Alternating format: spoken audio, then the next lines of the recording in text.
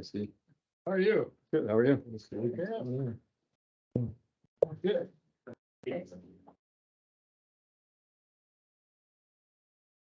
Going to get some more in. More.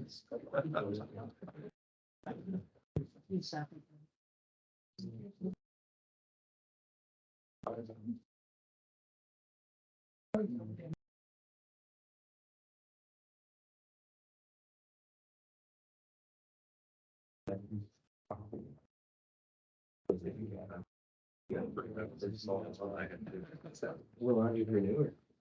It's, yeah, it's him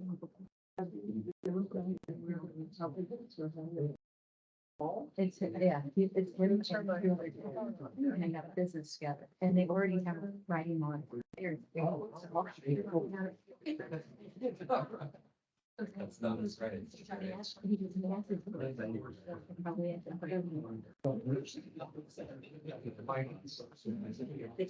bought it for an hour. Yeah. They go get it, they had like $200, so it's good for us. And it'd be good for me. We don't know it. It's so loud, so yeah. Yeah, so dad and my dad had a friend. And then Grayson is dad's brother, and they've already cut, homes. Okay. Oh, that's. It was the game and he gave it, but he said, and then Brady's like, yeah, the one guy was good. It's like, it's probably my dad. Speaker last school. Yeah.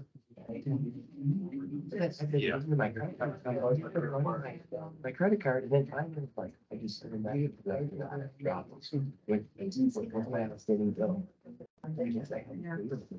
Yes. You text me, I got a credit card. Number. He goes, yeah, I forgot to tell you.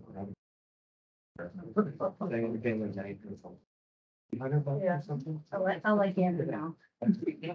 Yeah. You know, that's me, and I say, yeah, just run it through my credit card. All right.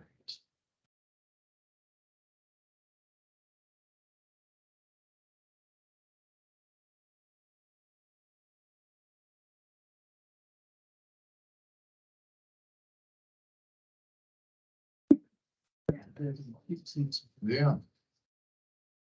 Wonder you lean back. I don't know, but that's why I used to pick the little faces.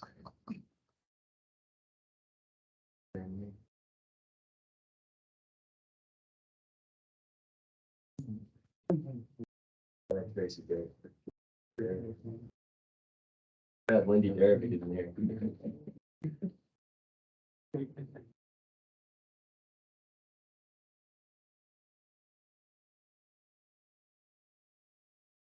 I'd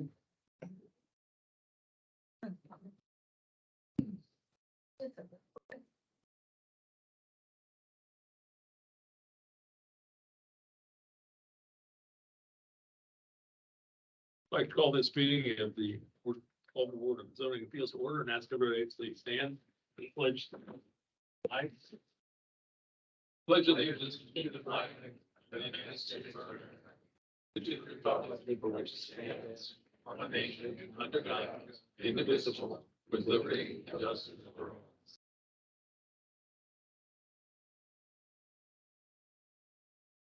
Welcome everybody this evening. Glad everybody's here. Start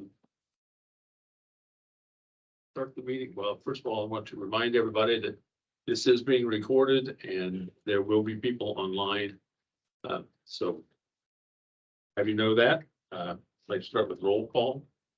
Mr. Chris, if you'd please take care of that. Here. Mr. McManaway. Present. Mr. Osborne. Present. Mr. Nelson. Present. Mr. Christ is present. Ms. Monroe. Thank you.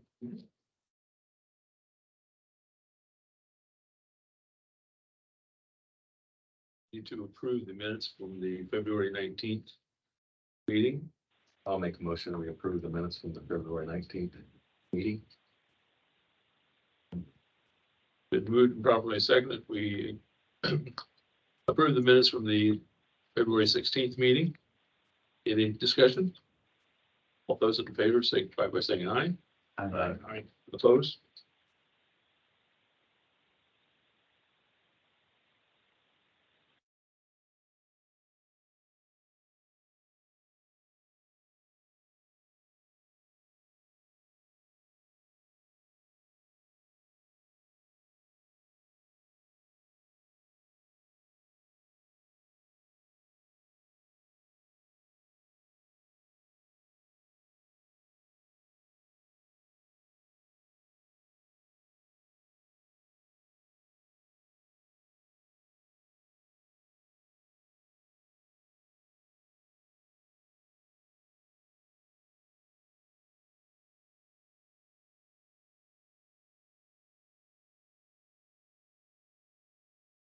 Need to get some of this stuff out of this.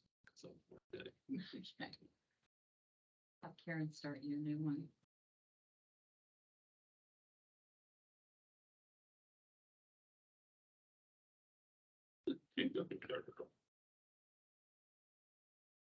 Get it later. We just have two petitions on the agenda for this evening. The first one is petition 2023 B101182. And Mr. Easterday is going to be presenting that this evening. Good evening, folks. For the record, James Easterday. I think I'm happy to note that most of these people are not here for our hearing. So because of that, because of the fact that we probably have a fairly lengthy evening ahead of you, I propose that I give you a very abbreviated presentation and then answer any questions you might have. Basically, what we're looking for is a variance to place a structure that is classified under your ordinance as an accessory structure on the lot before the primary structure. And the reason we're asking you to do that is because of the particular characteristics of the land that is owned and being developed at this point in time. I have with me Mr. Porter, who is the principal in the development of the project, and he's building the house. I think some of you or all of you went out, looked at it. He's building the house on the lake. I refer you to the 5th page in, and you'll see this particular page, and you can see why we feel we have a hardship. A very large percentage of the lake lot is not buildable because of the setbacks and the fact that this is effectively a point. And so if you go from the adjoining structures and we put that line across there, it shows how far back we had to sit. When we did that, that pushed us back to the back line and didn't give us room to put the carport in or a garage or anything else and still have turning radius to still be able to meet the topographic features of that deck.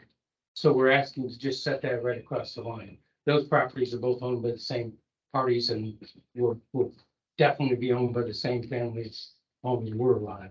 I'm sure of that. So that's basically what we're asking for. I'd like to have you approve that. And any question you have, I'm glad to answer. What's the time frame on the building of the primary residence on that lot? Probably not in the immediate future, this lot here. No, hopefully not in my lifetime. That's probably something for my children to.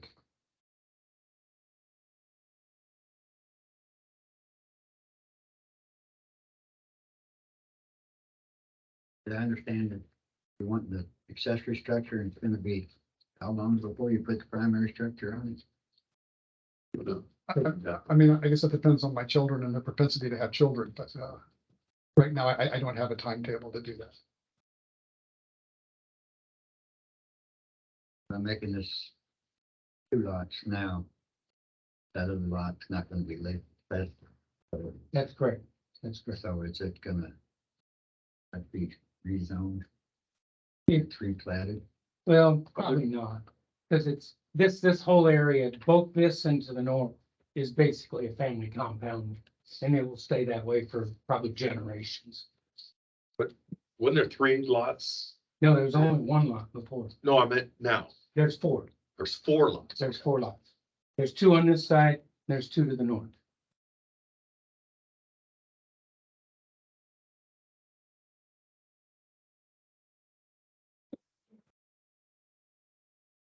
So up in here, there's two more lots? Is that Yes. what you're saying? Okay. Yes.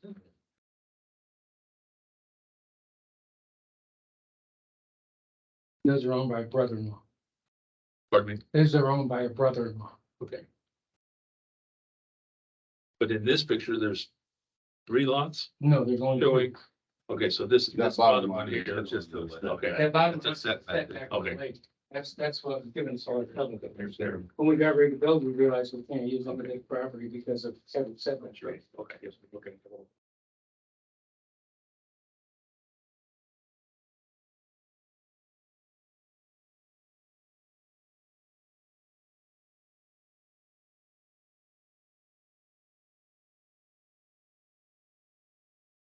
And it is just going to be a parcel. Yes, it's gonna be an open carport, very similar to the picture that's, in the end of the material.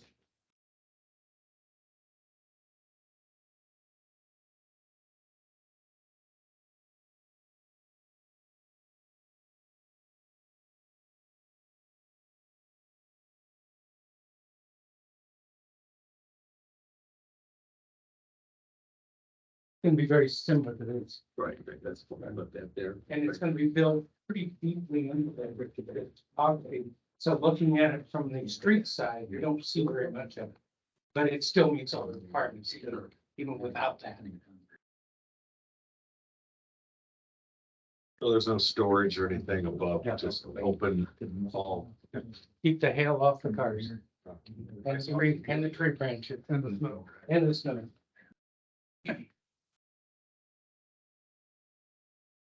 Questions? Nelson, have any more questions? Or comments? Would it even physically possible to eventually build a house in that front lot?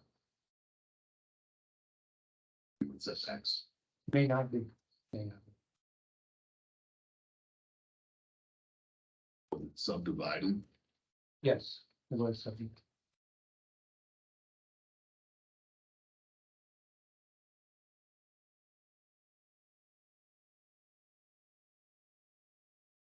Mr. Osborne, any questions? No. Mr. McManaway? I'm having a hard time understanding as far as putting that accessory structure when we're not even looking at a pending primary structure. I'm not really crazy about starting anything as far as putting the accessory structure first. And you don't even have a time when the primary is going on.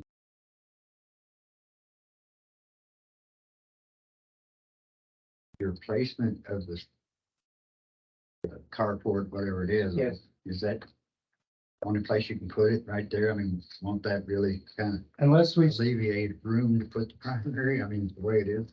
unless we start removing a lot of trees, which we didn't want to do because it's a very nice lot. That's just about the only place we could do it. Get the turning radius in, catch the driveway and catch our setbacks. But I didn't want to have to ask for any variances of any setbacks or building standards or anything else.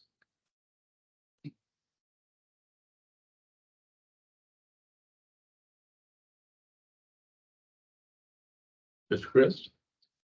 I'm a little confused why there is a need for this if there's no intention of building something in the future. Well, it's to support the whole property. Basically, right now, that property is owned by Mr. Carter Peter, and he needs to support the house that is going in there.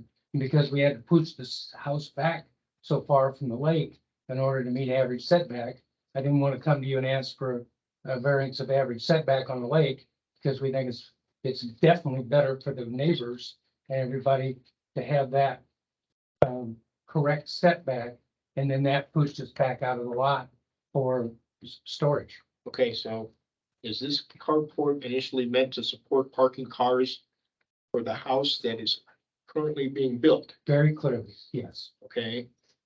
So then going forward sometime in the future about putting in a house, are we talking about putting in a house sometime in the future in the property immediately north? If, Or where? no, it's east. In, I don't know which way you're talking. No. If you're talking here, yes, if they would ever have to put a house in there, if they ever choose to put a house in there, they would have to meet those standards. Okay, now you mentioned there's other property. Where is the other property? It's, Well, his brother-in-law owns. okay, and there is nothing in there. Yes, it's the old Perry cottage, what I call the old Perry cottage. Yes, that's correct. Yeah. And I want to make sure. The one that had the tile roof. The Norman Yeah. Perry That's is right. the original builder. Okay, Danish castle. okay, so where would this potential house in the future be built? Well, it would have to be built. It would in be this built, area- it would be built in here. In this area with setbacks with proper setbacks. Okay, right, so now you mentioned not wanting to remove trees. So, if you were to build a house in the future, you're going to have to remove those trees. Not the trees along this area, right in here, there's some very nice trees. That are right in front of the parcel. Yeah.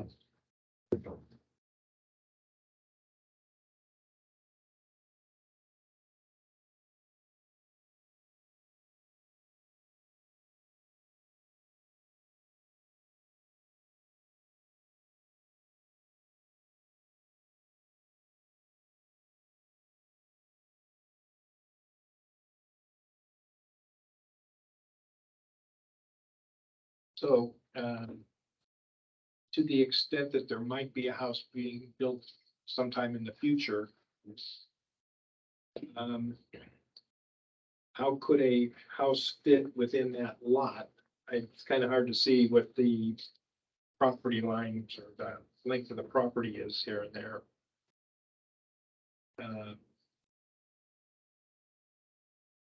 Well, it would have to be. It'd have to be built in there, or this would have to come down. How much space is there in terms of width from the eastern or the western, the northern property line is kind of northwest property line to the existing driveway? 74 to the corner of the proposed carport. Okay, I can read that. Okay, And from the easternmost property line, it's 54 to the nearest corner. yeah, I see it now. Okay.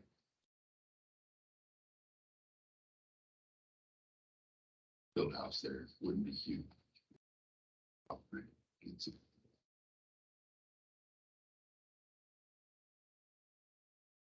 And did I see that there was? I see there's a proposal for a new driveway going in here. That's part of the carport. Right in here, new driveway. No, I think it's the Exactly. existing driveway. Well, there's an existing driveway here, but then it says new driveway along the northern border. They get through the other property, Yeah. probably.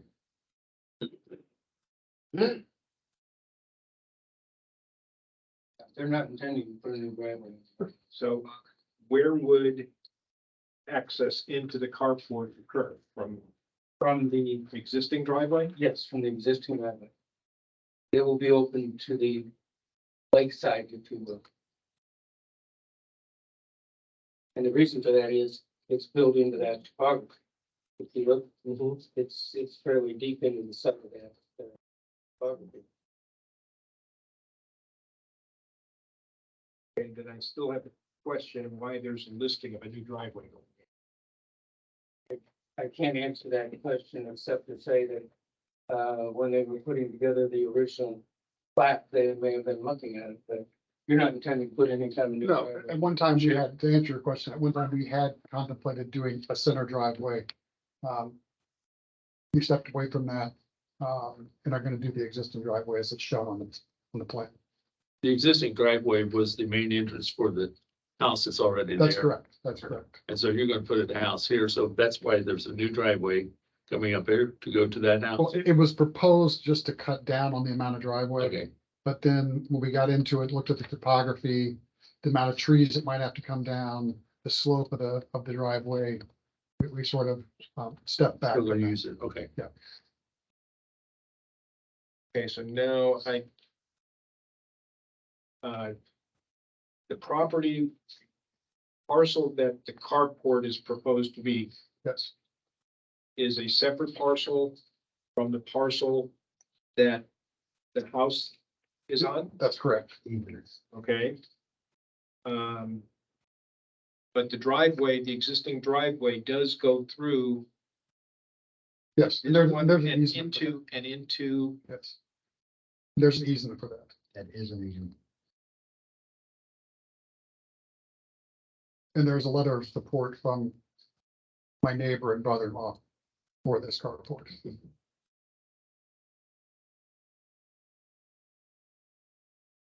Does the current house that's being built or is built, does it have a garage? It does not. Really? No, it That doesn't. sounds interesting. You would build that beautiful home and Well, I not mean, have a home and count on coming to us to get a variance to build a carport on a different lot? Wow. Okay. And the issue was, when they started designing the house, they had to push it so far back from the lake. I'm sorry. Had to push it so far back from the lake. Well, it's pretty close to the lake. I mean, isn't it like 20, it's like the 25 feet, isn't it? Oh, no, it's like, one spot is 28 feet, Well, and then it goes. There's a lot more. but you've got a easement for 3 lots, is that correct? correct. Is that a fixed easement as far as that dimensions, everything go through? yes. Just never know what the future holds. And like saying these lots being separate lots.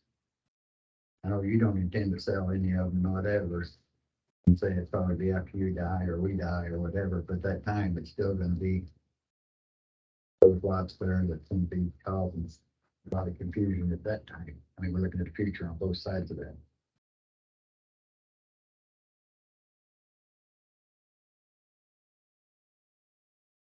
If somebody gets behind that, if somebody in your family, after you decide to sell that house that we're looking at right now with the carport.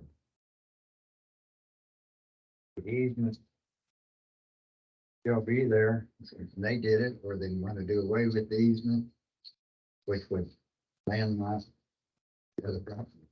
Well, I guess my answer to that is the easement stays there, it runs with the land. That's the whole theory of an easement.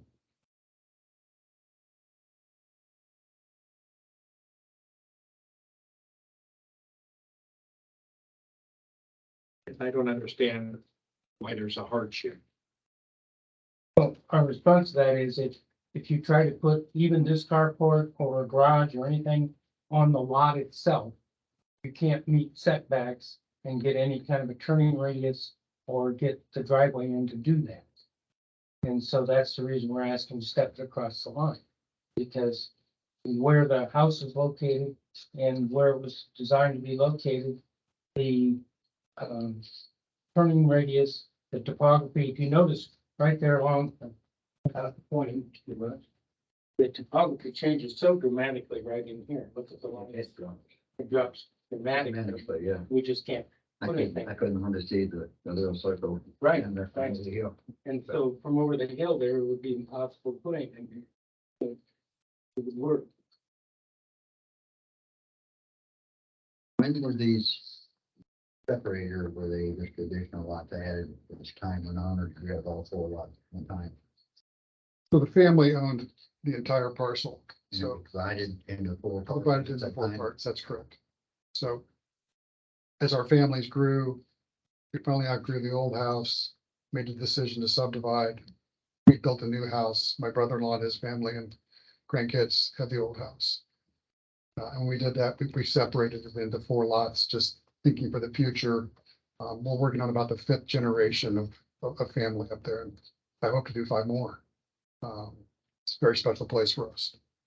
I mean, beautiful. As far as where it's at, the house, everything. Thank you. But my concern is the future. And I mean, it's like giving options, but to me, it make more sense because of the timeline. If you combine them with 2 lots back, where you put that accessory structure and accessory structure for the house, not lot with money. You'll live long enough for subdivide if you ever wanted to do something else. But that garage would be on the other property. And if it's in the family, they use them. But in order to at least comply, I think that says put accessory structure for a long-term period on without front. I guess my response to that, Perry, is, as you can tell from talking to him, their goal is to be able to let the families use these properties for the next 10 million years. And if we combine it into 1 lot, then we've only got the 1 structure, 1 principal structure.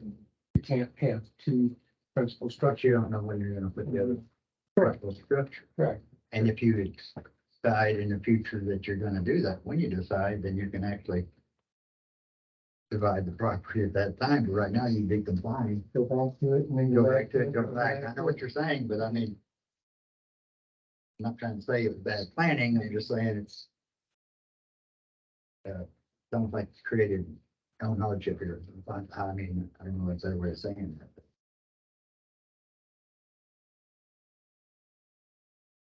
My feeling is that, since it's a carport, we're not talking about, and there's no reason we can't put in, if we approve it, that it has to remain as a carport. And if they want to develop something, that's their problem, whether they're going to put it in the house. And then I'm sure carrying out a carport would not be anything, it's a major in doing that. We would have no problem with that stipulation. I'm sorry. We would have no problem with that stipulation, and it always be a carport without further proceedings.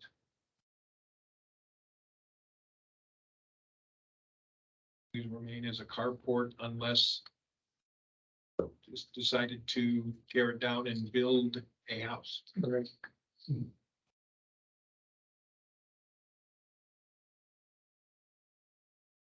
Will there be power provided to it? Just lights, just so you can see to pull it in.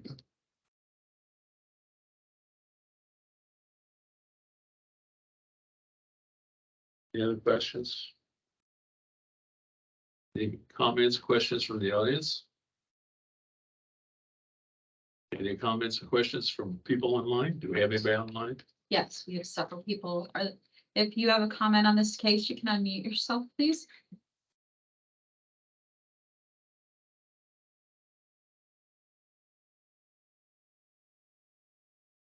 We have letters from the 2 adjoining property owners supporting it.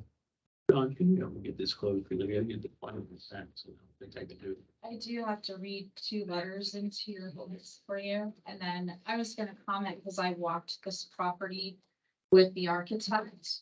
And that front lot, the empty parcel lot, it is a very unusual topography. As you come down the driveway, it keeps going down toward the lakefront, and as it curves around, if you get out of your vehicle at that point where the carport would go and look to your right where they would build it, the topography makes sense because it's taller than your vehicle. Like the ground is much higher there. So building into that, I'm not even sure you could place a primary structure right where the carport would be. And it could easily service a future house if that were the case with the easement situation. So it made sense to me, but after realizing it was a second parcel, I said, clearly I have to get a variance for that. The parcel literally looks like the front yard to the house. Except that you have this driveway cutting through and the land goes like that down. The driveway comes like that.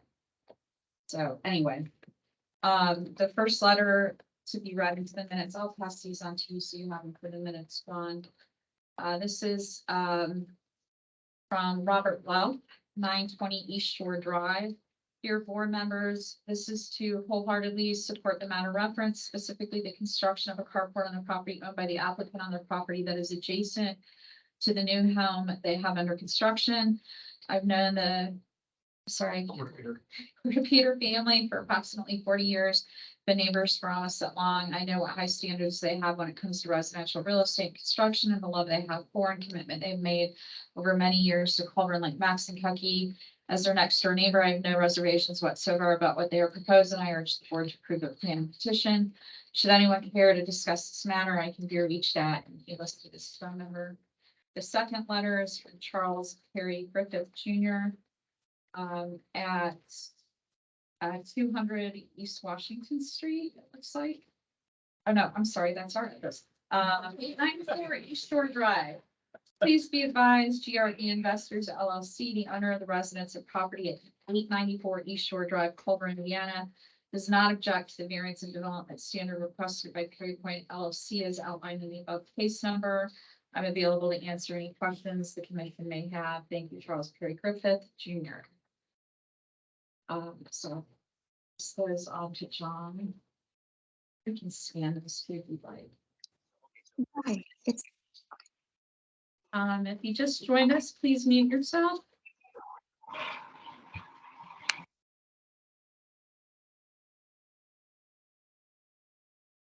Yeah, we'll be ready to move on to finding of facts. May have any other things to talk about? Yeah, I have a couple more questions. Okay.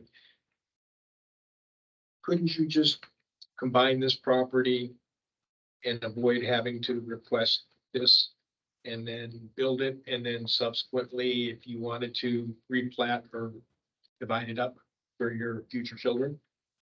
Or for your children if they decide to build? And conceivably, we could do that. That sounds like we're trying to do a number to get around you. And I don't want to do that. I'd rather approach it the way it really is and say, this is what our plan is and this is why we approve it. Mr. Adams, I did have someone do the raise your hand icon online. Mr. Tedder, if you would like to speak to this, you can unmute yourself. Hi, thanks. My name is Graham Tedder. I'm with RWA Architects on behalf of the Quarter Peters. Just wanted to clarify perhaps or confirm one or two points that were raised regarding the carport. Again, just due to the natural geography of the coastline, it has caused the view easement to drive back a lot of the land, and in so doing, limited the amount of usable lot space that the house is presently on, and so thus bringing us to the point of requesting the carport put on the adjacent lot. Yeah, so that was one of the reasons. A lot of the lot is unusable because of that natural shape that bends out into the lake, and so causing almost space, limiting space for a garage or a carport. Thank you.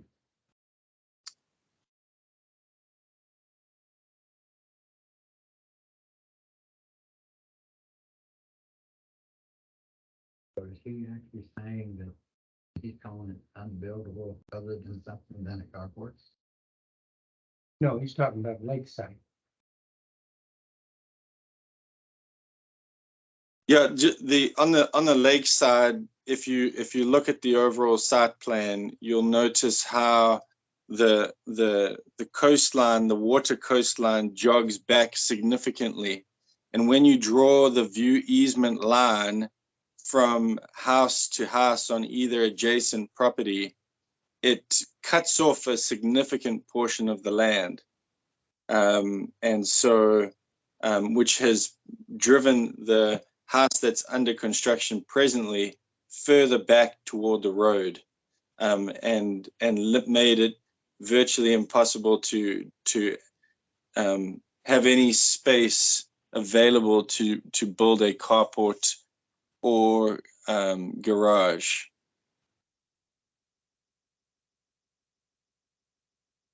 Thank you. Mhm. Is everybody ready? Yes. Just remind everybody that if you vote no on any of these three questions, you must vote no on the variance.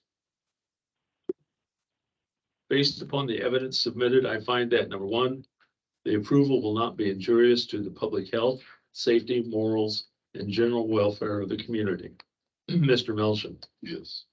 Mr. Osborne, Yes. Mr. Manaway, Mr. Chris, Yes. and the chair votes yes. Number two, the use and value of the area adjacent to the property included in the variance will not be affected in a substantially adverse manner. Mr. Melson, Yes. Mr. Osborne, Yes. Mr. McManaway, Yes. Mr. Chris, Yes. pardon me, Yes. and the chair votes yes. Number three, strict application of the terms of the zoning ordinance will result in practical difficulties in the use of the property. Mr. Melson, Yes. Mr. Osborne, No. Mr. McManaway, No. Mr. Chris, No. chair votes yes. Obviously, we do not have enough.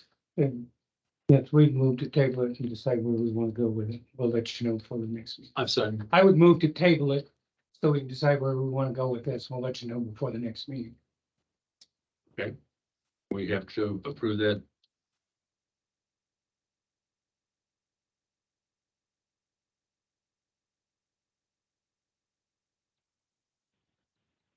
We want to take it to the next meeting and give them, I'd be open to that. Yeah. because we need a motion to be able to table it. I motion that we table it to the next meeting. Been moved and properly seconded. We table this until the next meeting. Any further discussion? How do you vote on that variance or on that motion? Mr. Melton, I vote yes to table. Mr. Osborne, Yes. Mr. McManaway, Yes. Mr. Chris, Yes. and I vote yes. Okay. Thank you for your time. Thank you all. Appreciate your time.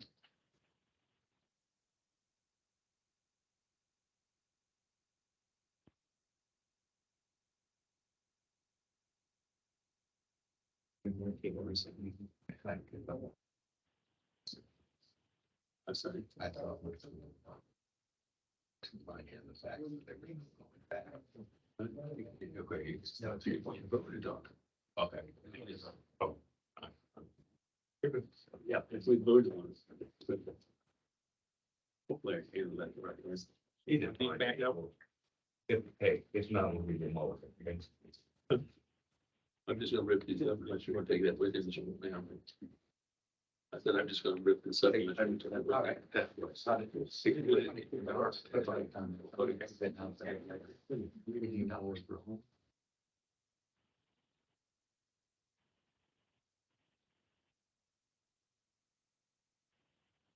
Keep those.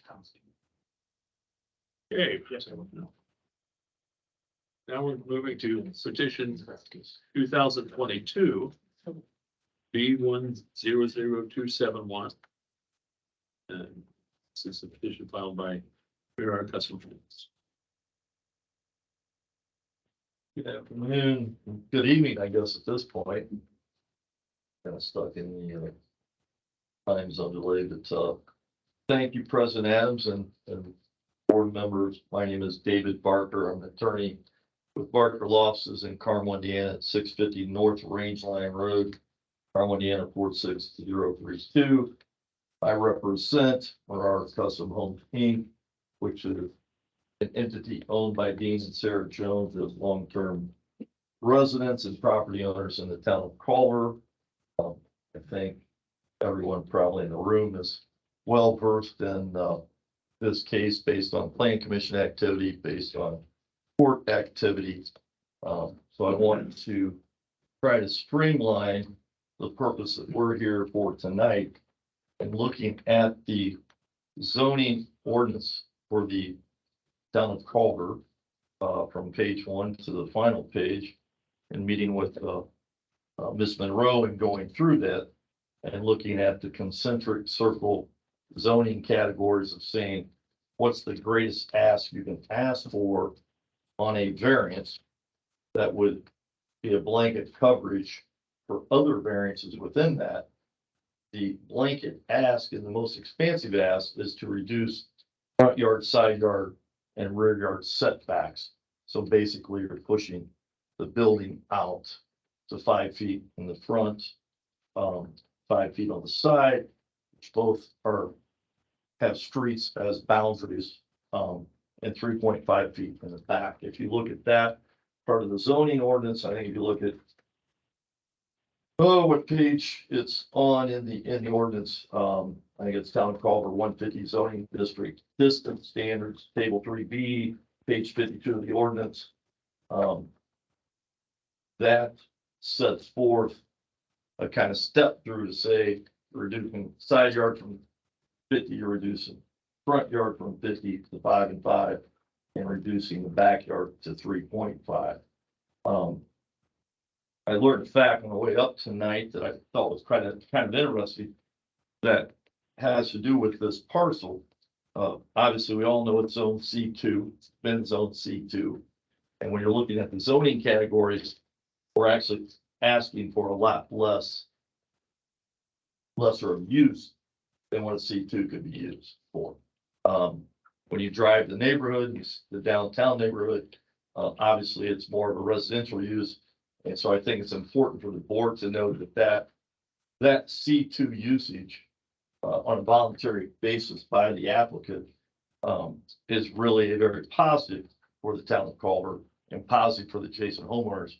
And I think that's important to note that no one's looking at saying, hey, we want to maximize the C2 zoning here. And if you look at your code book, I mean, there are some intense environmentally hazard type uses you could use here. On top of that use that it currently could be used for, if you look at trip generation data, and any of the street engineers will tell you that if we put in something that complies there, like a bank, you're going to have traffic flow increase so much because they're going specifically to that site, versus what we're doing here, proposing here, is the residential structure that has 6 individual units. And so you have 2 people in each unit, you have 12 people that are specifically coming to the site. So the infrastructure reduction alone, I think, is noteworthy to talk about with respect to that. But what I was going to say earlier, because of that zoning, because of what the past history, the old building that was on this property for a long time, the total square footage was 8,526 square feet. When you look at the new building that's proposed by the applicant, with the accessory structures, i.e. the garages, you're talking about 8,160 square feet. So you're not 400 square feet less, but you're over 300 square feet less. So I think that's relevant in just starting to talk about what we're doing here. Along with the application that was previously filed, I have submitted to the president and the board members a statement of character, intended use and development of the property that was submitted. I have submitted, again, for the record, previous written supporters of the variance application in written form, and those are all residents of the town of Culver. Couple key items that I think is very important to this proposed project is I submitted a letter from Terry Wakefield, the chief of the Culver Fire Department, in support of the variance, and basically saying that the ingress and egress, the access for fire trucks, including ladder truck, is more than adequate from every side of the building. Not every structure in the town of Culver could say that. So I think it's very key that we're lessening the use that we could use on this site, and that's important from a fire safety standpoint. Also point out that I know in the past, there's been discussions about parking. I've also in the packet got a letter from Bob Porter, who is a utility manager, basically talking about not only you're gonna have the 12 on-site parking sites with one handicap on site, but on the front of the building, you have an additional 6 parking sites. And I've walked the property, and one of the sites in the middle of those 6 already has a curb cut for possible handicap use. So you could again have another handicap parking spot there. And Mr. Porter obviously supports that with his letter, and those were sent to Miss Monroe. So totally, you're gonna have 18 parking spaces with respect to 6 units for this site. Also in the packet that was submitted, which again, you know, it's an old saying, but pictures speak 1,000 words. I have relevant photographs of the proposed development site and the adjacent properties. And lastly, in the packet sent, well, I guess not lastly, and then in addition, I know the previous comments were about real estate values and how this would fit in and not fit in. And so I pulled active local real estate listing, supporting the price point of the lofts, showing the average listing price for single family homes is $525,000 today in the town of Culver, and the average listing price for condominium units is $773,000. Obviously, these units will be less than that. Most importantly for the board tonight, prepare a findings of fact sheet, development sent that, and that complies with Indiana Code 36-7-4-9.185, and sets forth the 3 criteria that you have to meet, and it sets forth the reasons that we believe we meet that criteria and would want this variance to pass this evening. To touch on a few of the past issues and that we discussed with Ms. Monroe in getting to this point, I know that there was a concern about a building being built with these setback requirements that would affect visibility issues. And section 233 visibility requirements clearly set forth the development standards, and the text of that language in the code clearly excludes and accepts the location of principal buildings. So when you read that text, it's obvious that they're saying if you have a development and you have roads adjacent to that, we don't want additional structures, whether it's landscaping or flower boxes or things, or at the corner posts or signs or lights that would block visibility. But it accepts the visibility. So that's the reason that variance wasn't requested at all. I mean, the language itself provides for that exception for the building structure. And I think Ms. Monroe, in meeting with her, conferred with that issue. So that points us back to the variance that we are here for, in having the setbacks reduced. We feel that if you look at the history, if you look at adjacent properties, there's been setbacks reduced on properties directly behind this proposed building. And there's been setbacks that match with these setbacks that we were requesting. And I think that was the Mansfield property directly behind us, my understanding. And so as to the parking areas, one of the other issues was talking about direct access permit ordinance, which is somewhat confusing. But if you look back at the ordinance book, and I can pull up the section, talks about direct access to streets and ingress and egress. I think the fire chief addressed that. One issue brought up was, what about, you have garages, accessory structures, but you're parking cars by that. I think there's similar property nearby as the Harbor condos. We meet that. I know that previous there was issues brought up before this that stated that there's a state requirement for a handicap space. We comply with that. Indiana Code 5-16-9 doesn't require that too. 1 to 25 spaces, you have to have one. Obviously, towns and cities can adopt stricter ordinances, but we potentially with this situation will have 18 parking spaces with 2 handicap within that. Talked a lot about, with Ms. Monroe and a lot with the applicants about the comprehensive plan of the town. And obviously a C2 use doesn't fit within that comp plan. A residential use that we're talking about, a multifamily of limited to 6, limited to 2 stories high, under 35 feet. I think, Dean, we're 27 feet. That complies with that. I think, when you take a walk of it and you start looking back and looking at the heights of different residences up and down the street, there are ones that exceed that. There are ones that are closer. If you draw an arrow down the street, you would go through some front porches that are even closer than what we're proposing here. So I'm trying to, obviously, we'll respond to remonstrators and respond to questions. I'm trying to hit some hot buttons for you guys just to hear as a general that we worked with the town and getting to this point tonight. One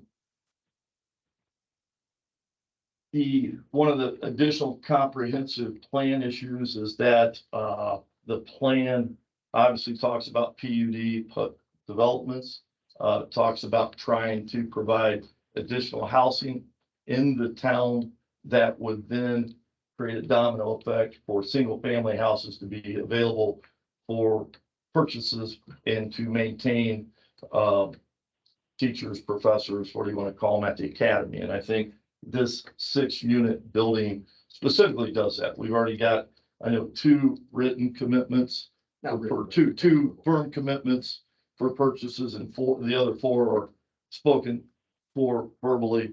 And to my knowledge, that's all in town potential residents or previous owners on the lake, property owners that were associated with Culver. So we're not looking at saying we're doing a 5-story development from an investment standpoint to meet some real estate investment trust that we're getting a return on investment. This is purely, again, taking a antiquated C2 zone parcel and trying to make it compatible with the existing residential, with the existing other PUD developments in the area.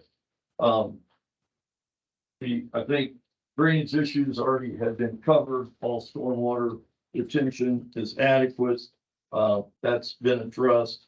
So I think that I know that one issue that again causes the hot buttons in a lot of jurisdictions and all over the state is Airbnb. Obviously, Culver is very, very attractive to have rental properties.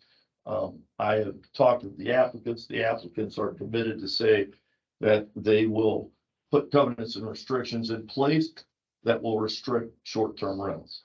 And we think that because that's just not the goal of what this is being built for. It's being built for residents that can come into and afford a low maintenance type facility where they couldn't continue to maintain their yard or have higher maintenance issue. So that, I think that's a key that we're making a give tonight on saying that, because I think a lot of people wouldn't want to have that restriction. Along with those lines, as I've been doing this for 33 years, I spoke to counsel for the remonstrators. We had a nice conversation. He gave me his feedback. And I left that feedback with the opportunity that, look, everybody wants green space. Everybody wants a park. Everybody wants, no one wants anything in their backyard. And I said, hey, come to the table, make an offer. If you want to purchase the property, then you can control it. But at this point, that has not happened. And so we feel that in meeting the objectives of the comprehensive plan, meeting the objectives of the town, we're more than providing, in my opinion, a win-win, and we're meeting the strict application of the ordinances, but we are requesting the greatest variance we can get. Lastly, with respect to issues that we've heard about. There was a court ruling on a challenge of the planning commission and what had happened. My understanding that was not this board. There's no pending court order that is relevant to this board or that restricts this board from voting on this variance. And furthermore, in looking at that order that came down, that still didn't even restrict the planning commission. It left it open pending.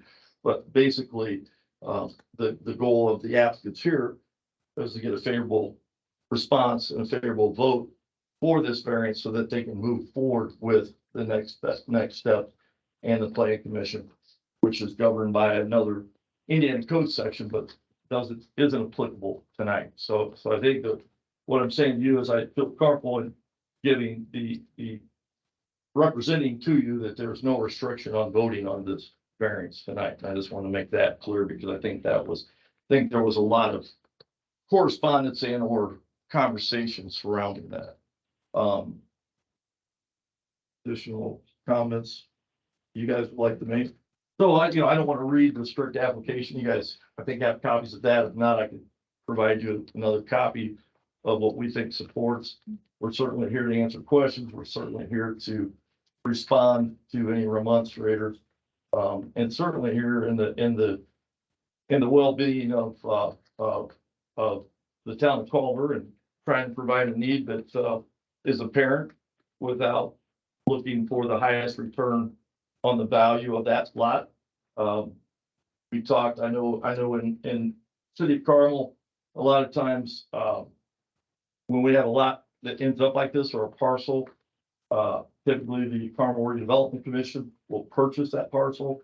They'll then take that parcel, take it through administrative rezones, do everything at the cost of the city, and then put it out for requests for proposals from private developers. Obviously, you want to get that parcel back on the tax rolls. You want it to be productive and you want it to meet what you want it to meet. So that's one way to control it. I applaud Mirar Custom Homes in saying, hey, we didn't ever ask the town of Culver to do that. What we're saying is we're kind of doing that for you. And we think we're doing it in a way that we're not asking for over intensive use in any way, shape or form, or in any way, shape or form asking for a use that's going to create any unsafe condition to the adjacent properties. And we're doing, and they're doing it in such a way that they're not increasing infrastructure cost and maintenance that you would have if you had a C2 use. You would have hours of operation different. You would have that affecting. Again, I've talked to spoken with some of the older residents in the town of Culver, and that I guess this parcel has been all the way from a bar and to a car dealership to all kinds of uses that don't seem to be a positive result for the town in this downtown area. So with that said, we're open for questions and we'll respond. Any questions from Mr. Barker before we move on? I just have one thing to say. I know your presentation, I appreciate everything you said. But I know when you started out, when you were talking about the actual variance, you were asking for, and you said setbacks from the street. And I just want on record that it be setback from the property. Line. I'm sorry. Yes. Yeah, we don't want it that close. Just to clarify for what we're looking at here.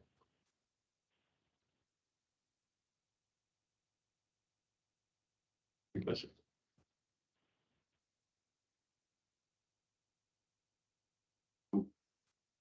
Not at this time.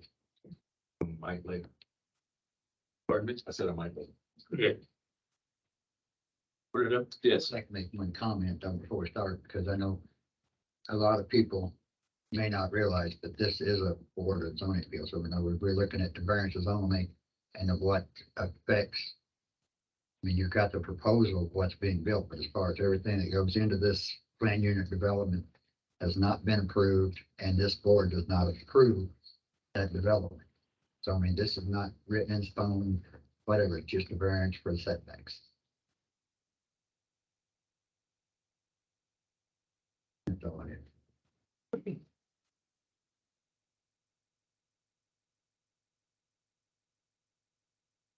been, any comments, questions?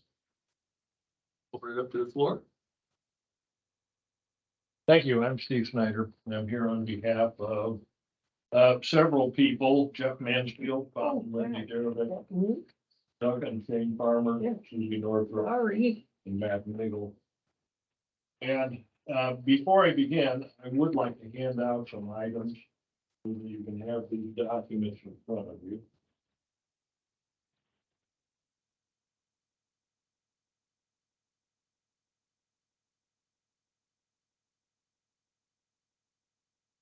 It's the same one as we had before, yeah, Mr. Snyder. Partially, yes. Okay, partially. Partially. There would be what, that you said partially, what is missing? There's nothing missing but added to it in the final page. That's the judgment from the prior court matter. Okay, so the Partially would not be a correct word then. Parts of that are the court judgment. The last page is something I'm going to make reference to. If you don't want the court judgment, I'll take it back. I heard an interesting argument tonight from Mr. Barker that by requesting 3 setback variances, it encompasses and incorporates every other variance that might be required. Well, there is a request only for 3 variances, setback variances on 3 sides. 5 feet versus 50 feet on the front, 5 feet versus 10 feet on the side, and 3.5 feet versus 15 feet in the rear. Those are all very significant variances. There are no other developmental variances requested, and none have been noticed for tonight's hearing. The reason I wanted to give you a copy of the court's order, because I specifically want to make reference to paragraph 14. Paragraph 14 states that Article 3 of the zoning ordinance provides for setback distance standards in all districts for PUDs. It specifies setbacks of 50 feet in front. The judge erroneously says 25 in the rear and 15 in the side. But if you look at paragraph 19 of that judgment, the judge goes on to add, quote, a number of other possible violations of the PUD development standards arguably exist in the current plan with regard to street sight lines, building height, parking spaces, landscaping plan, etc. These issues have likewise never been before the Culver Board of Zoning Appeals. The judge simply wouldn't have made that statement unless he had some purpose in making that statement. And that is to point out that before there can be final planned unit development district approval by the Plan Commission, the Board of Zoning Appeals needs to entertain every one of the variances required from the developmental standards for a planned unit development district. I tried to list these, and I went through the ordinance with a fine-tooth comb to find what differences existed between the proposed plan that's before you tonight for these 3 variances and the developmental standards of your own zoning ordinance. We know the 3 setbacks. Okay, that's pretty straightforward. There's another setback, and that's from the garage. The accessory structure is required to have an east side setback of 25 feet, and it's proposed at 8. That setback has to be 1/2 of the front yard setback under your ordinance. There's no variance request for that. The east side setback variance from the garbage bin structure, which is a structure, 0 feet. The ordinance requires 25 feet from that type of structure. The visibility variance, I disagree with Mr. Barker's position that it doesn't apply to the principal structure. It does apply to the principal structure. What other purpose would there be in having a visibility section in your ordinance if you could build the building out and block it. Well, then, of course, you wouldn't have to worry about whether your landscaping blocked the view, because the building will already take care of that. It's not the purpose of visibility ordinances. Minimum square footage of the parcel. This is a very important factor in your ordinance. 21,780 square feet are required for planned unit development zone. This parcel has 15,529 square feet. Your ordinance is very clear. Now, they're going to say, okay, that's covered because we're asking for these setbacks, and you obviously can tell we're going to put a very large building on a very small lot. That's not a variance from the required square footage for a planned unit development district. Never requested. Lot width. Lot width in this case is 148.14 feet. Required lot width is 300 feet. And the mere fact that you're changing the setbacks by approving variances doesn't in any way grant permission to vary almost 50% of that required lot width. Minimum access to a road, 20 feet. There's 40 feet total of the east and west entrances. The required access is 100 feet under your ordinance. No variance request. Parking variances, we can argue about this all night long, but there are 12 spaces for 6 units. You require 2 on-site, not off-site, not in the street, 2 on-site spaces. One of those has to be ADA compliant handicap parking space. That means there are only 11. There are no variances requested from that provision. Parking lot setback. It's 8 on the east, 10 on the west, from the required 15 feet in your ordinance. That's to the parking lot, not even building. That's what your ordinance requires the parking lot to be, 15 feet from the right of way, or in this case, the lot line.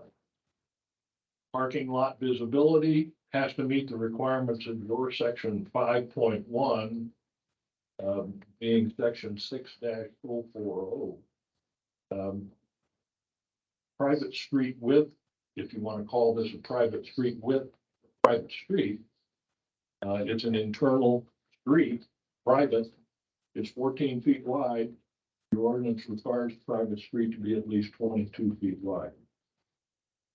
You also have a provision in your ordinance that says the whole plan must comply with the complete streets policy.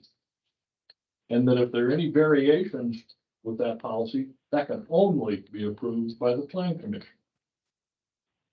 Permanent open space must be conveyed with section 5-30, which means to an owners association or some other group that's going to be required for it, or a variance from that provision obtained.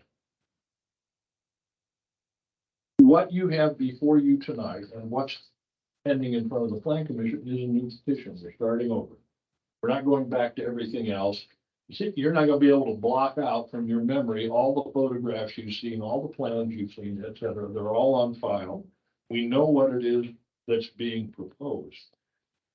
But I would suggest to you that once it was ordered denied by the court, that constituted a denial.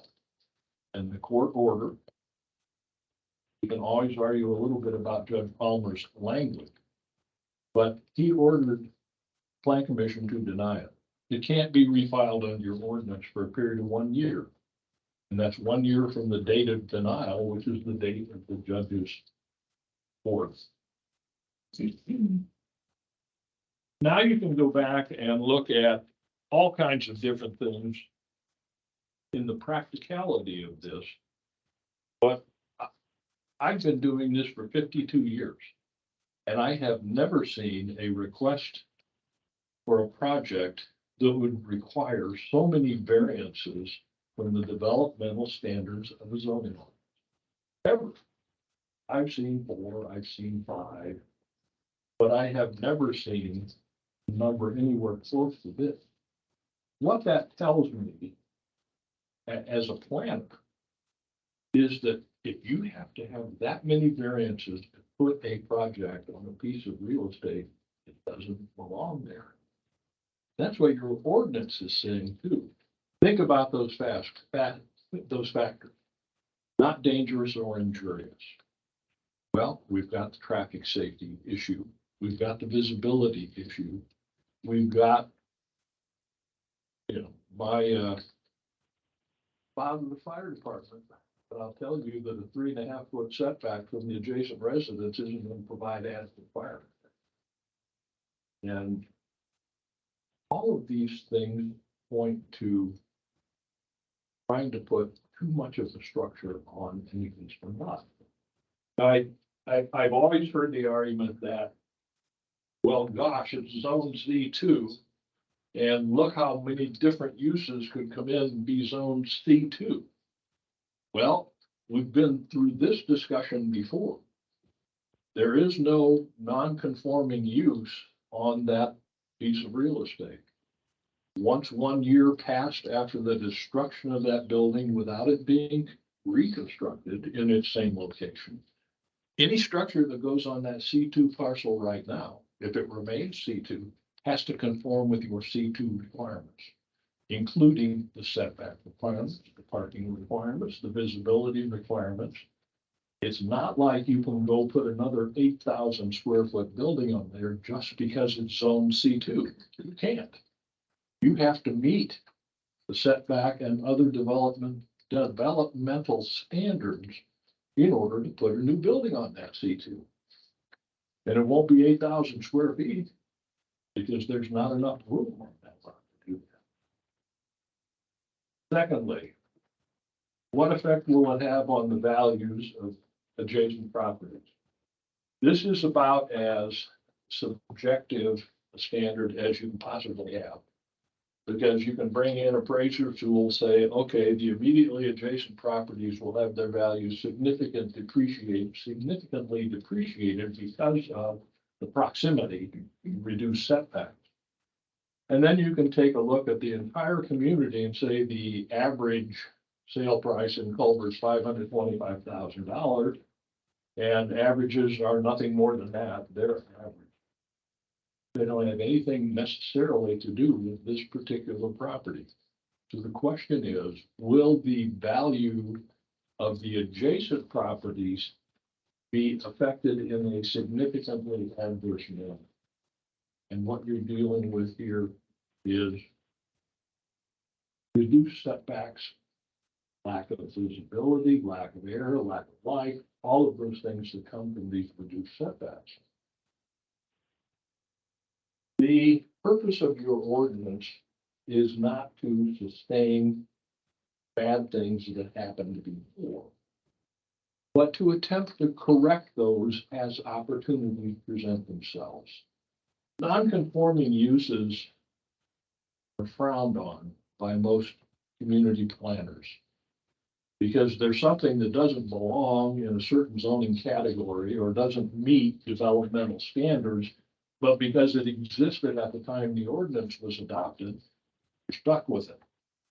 Well, that's why there are limitations on non-conforming uses that cease. If they aren't restarted or rebuilt within a year, they're gone.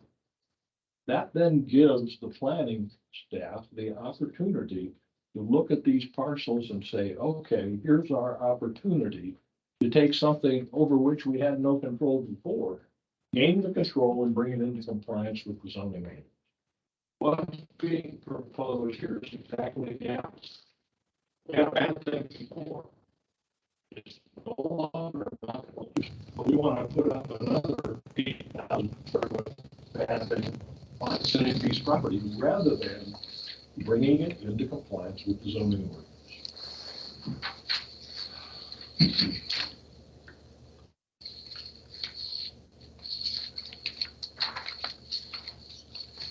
And finally, what's the hardship?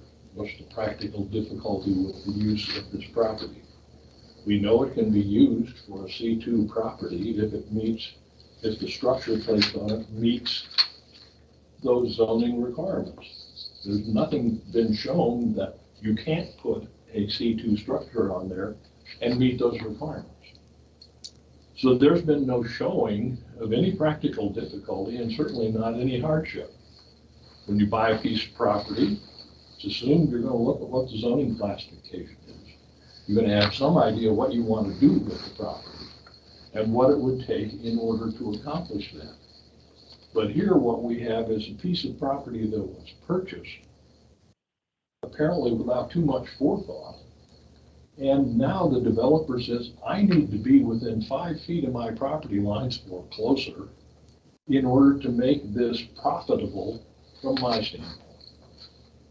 And the economic loss that may be suffered if this board does not grant a variance does not qualify as practical difficulty or hardship. I would suggest to you that the most important factor you're dealing with here is the developmental standards of your ordinance, in particular the one that requires 21,000 square feet in any PUD district, and no request for a variance from that. This theory that it all falls under this blanket of our reduced setbacks, Judge Palmer doesn't agree with that. So I would suggest that there has been absolutely no evidence submitted in support of any of the 3 elements that you're required to find. They simply don't exist. This is just an attempt to cram as much as we can into this lot so that we can make as much money off it as we can, or not lose as much money as we might. But it doesn't meet the requirements, state law, your ordinance, and in particular, those developmental standards that your town council and plan commission said should apply in the planned unit development district. Questions?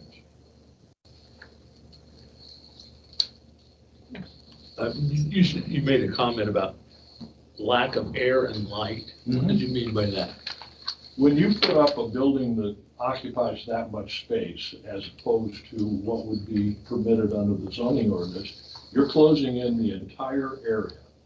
So from the north of any properties to the south, there is no air moving through there like there would if there was a building in compliance with your ordinance.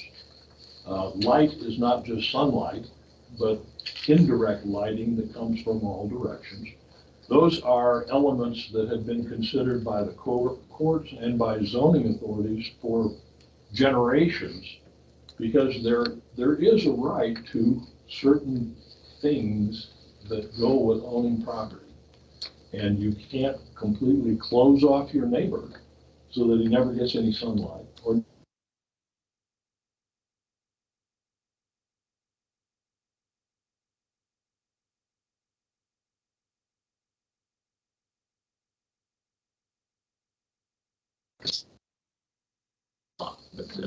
okay.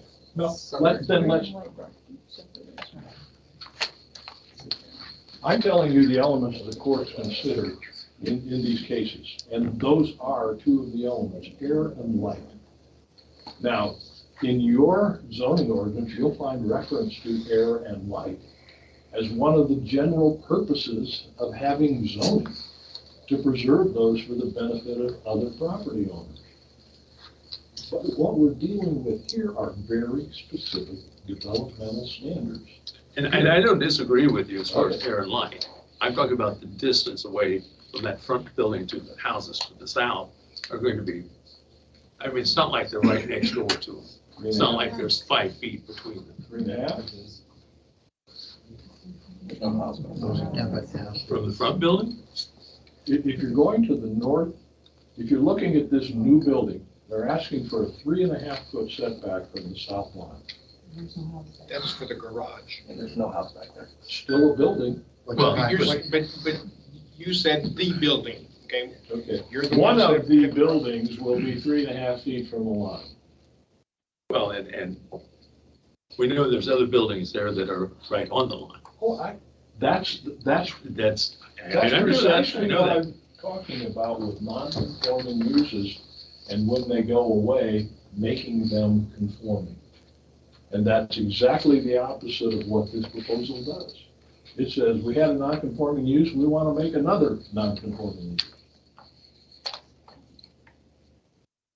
Other questions? I have a question for clarity, because I'm not an attorney. So, based on the decision of this judge, essentially this is still a C2 property. We're not approving appeals for a PUD, correct? Correct.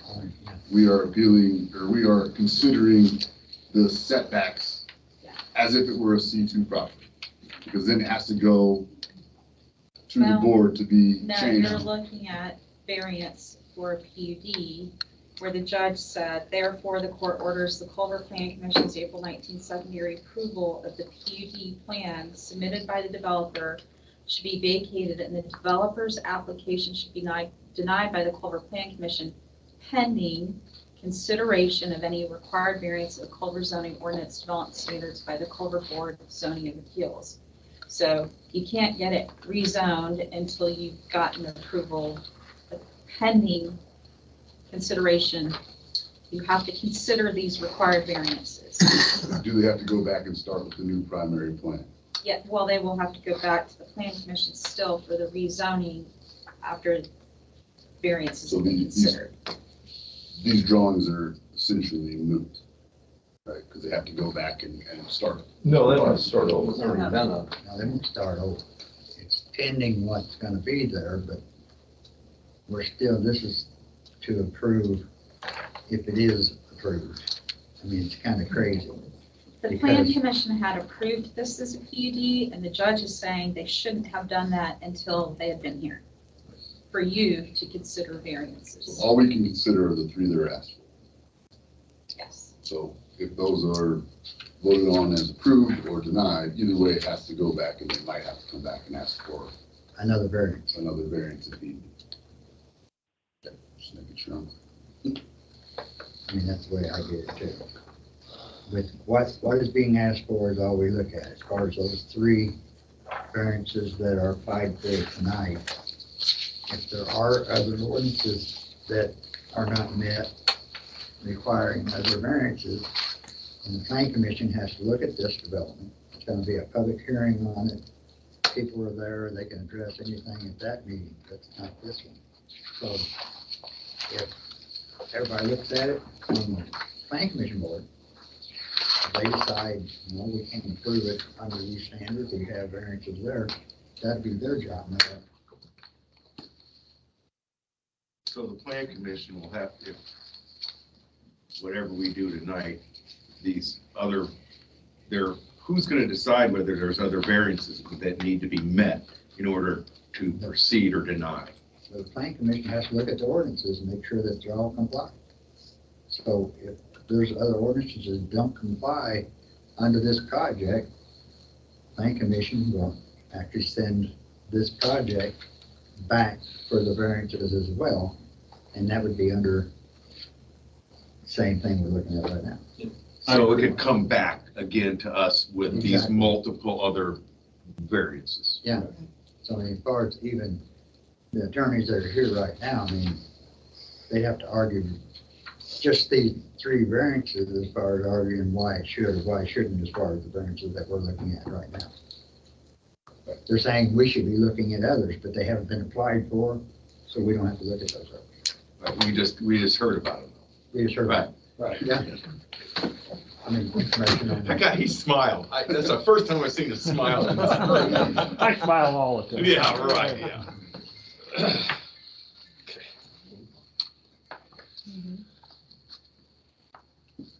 So is that as clear as mud to everything? This in the end, that's what I get. You've never had to It's a decide a chapter. variance on something that hasn't been rezoned yet. You're usually deciding on its current zoning, which is what was so confusing about the order. You've never had something come before the BZA. It's zoned one way and asked to be considered if it happens to get zoned another way. So the only thing we're looking at are those three requests. Right.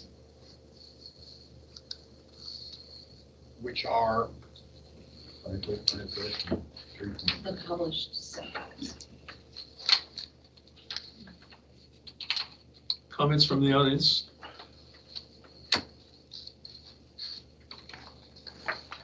Comments from anybody online?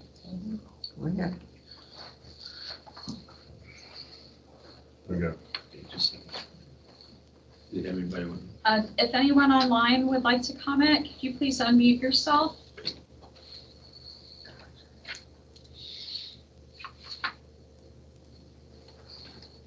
Mr. Adams, Mr. Adams, Doug Farmer, 225 Lakeview. Quick question. So, Hold on one second. Hold on, Doug.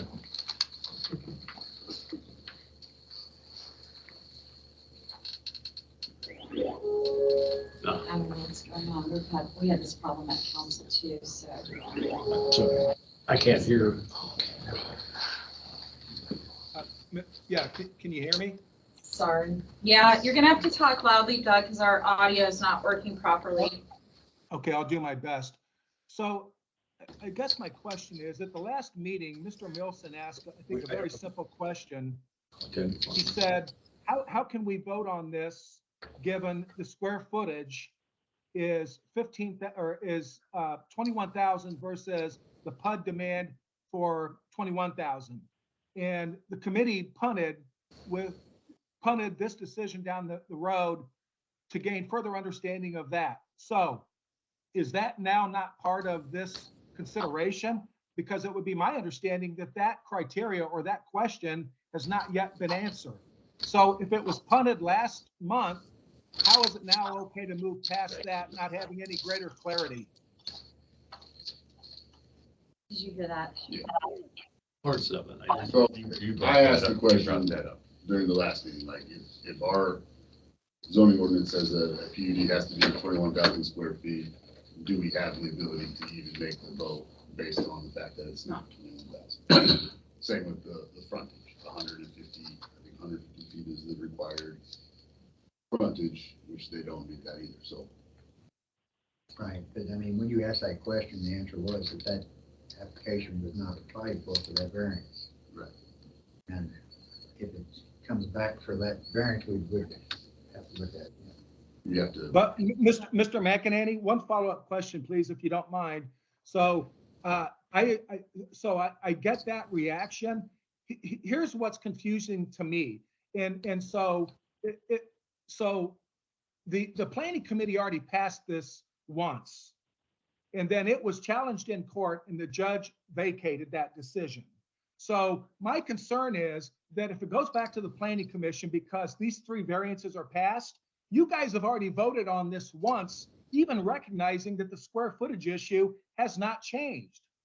So my concern as a citizen, if this simply gets punted back over to the planning commission, which you're part of, I mean, what's going to make your vote any different? The square footage issue still wouldn't be resolved. And it will be discussed before the planning commission. You've got several reviews, you've got you and other public people that would bring it to the planning commission and ask that same question. But right now, I'm sorry. There's a bit of a delay. I do understand that, and thank you for entertaining my question. But mine is a concern in that you've already voted to approve this with the existence of that square footage deficiency. That has not been resolved as part of this BZA committee. And if it just simply gets pushed back to the planning committee, how do we as citizens gain comfort in the fact that you're still going to have that deficiency, which you've already voted to approve? but this is a different vote. You're not going to. Understood. You can't take the same vote from before and consider that's going to be the same vote next time. This is completely different, and I give a lot more respect to the planning commissioners and that board than you do, evidently. No. Oh, please, no misrespect here at all, please. I think it's a simple question. And I give a great deal of credit to the planning commission. I really do. You guys serve a very important role. Mine was just a simple process question. Please don't challenge me for asking a question on the process. I'm just trying to understand how it goes back there and we expect a different outcome. If there is no reaction to that, I'm okay with that. That's fine. No, I appreciate and I look forward to the questions that you have. But it doesn't mean that the vote is going to be the same as what it was last time. Oh, well, thank you. We're going to Thank consider you. that. This been brought up before the BZA, brought up before the Planning Commission now, that will be looked at as well. I just have a Thank you. question. Why didn't we do this before? It's already been to the Plan Commission when we came here and we have the 3 variances. Why wasn't it kicked back to say, hey, we need to do these other variances and not accept this application until those variances have been applied for? I'm sorry, you are? Bob Darovic, Darovic. We've never 230 had this Lakeview situation. Street, I'm sorry? 230 Lakeview Street. It's Other, my other understanding. PUDs that went before the plan commission, we've never been required, they've never been kicked back to the BZA. The plan commission always assessed the primary site plan and then the secondary plan in addition to other documents like the construction schedule, et cetera. We've never had that challenged, that part of the process. So this is also the first time this board has had to review something that could potentially become a PUD. Normally, this board is looking at how it's currently zoned. So this is a first, which is why I hope that answers it. Yeah, in 24 years, I've never seen this. This is the first time, and it's due to a court order. And if it's something that myself on the Planning Commission has missed, I will apologize for that. But I know there's a whole lot more to this that has occurred during the time that a lot of us weren't even aware of. So we're trying to make this correct in any way possible. And not saying that we're for this. We're saying that we want to do it, make sure it's correct, and Mirar is correct as well in doing so. So, I mean, it's not like, I mean, I got the impression, and I'm sorry, but, you know, that because it voted it in the first time, the judge ruled against it. So evidently, we have to look at more than what we did before.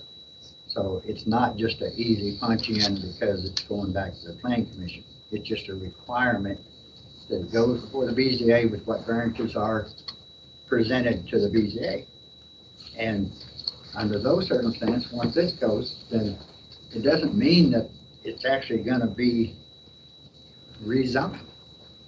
It means that the opportunities there through these variances that were approved, and they're going to look at the approval on those, look and see if there's anything else that goes right through the whole procedure. Looking at everything to make sure it complies with what it needs to comply with.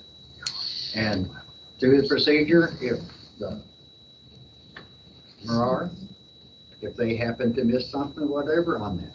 I mean, nobody's perfect, but we have boards, we have people that look at all these things. I mean, I know if they noticed something in that wasn't compliant, they'd be coming straight to the Planning Commission with it as well, trying to do that. So this is the process we're going through. But now with the court order, it's like a back and forth thing. I'm sorry, this machine will not read the speakers, which is why he was coming through my machine. And I've tried to reconnect to those devices and it's just not working. We had the same problem happen in the council meeting the other day, so. If anyone else online would like to speak, could you please unmute yourself and speak loudly? I don't think there's There's any a more couple online. people want to speak. Here, Jeff, if you want. Yeah, Jeff Mansfield, 222 Lakeview. Okay, so we're down to 3. I guess the one question I would have is from a permitting standpoint. Before permits could be issued, would someone at the county level be looking and saying, wait a second, this does not comply and you don't have the variances required in terms of lot size to build this?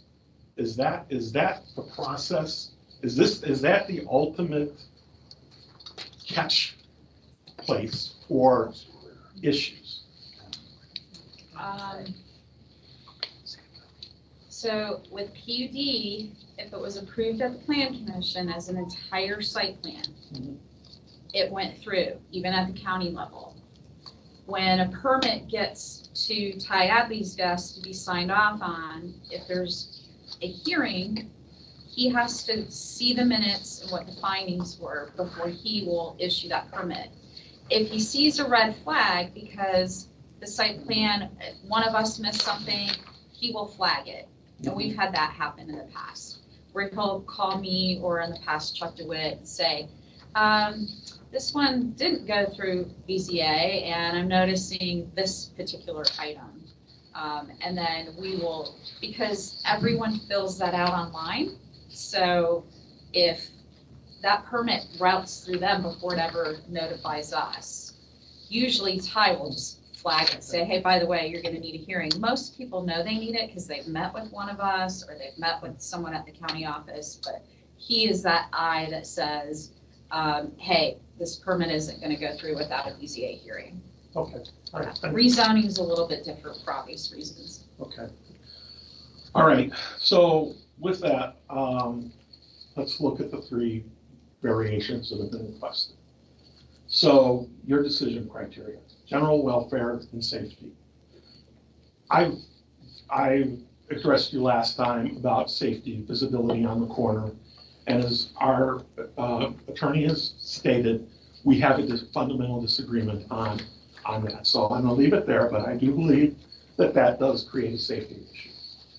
As far as the letter from Terry Wakefield and the fire trucks can get on the property. I won't argue that, but if you look at it, that accessory structure, that building, and I've seen garages catch on fire, is, Bob, how far from your house?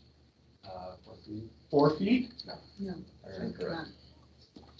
Excuse me. It's incorrect. He was asking from the building. The garages to your house. Oh, the garages to my house.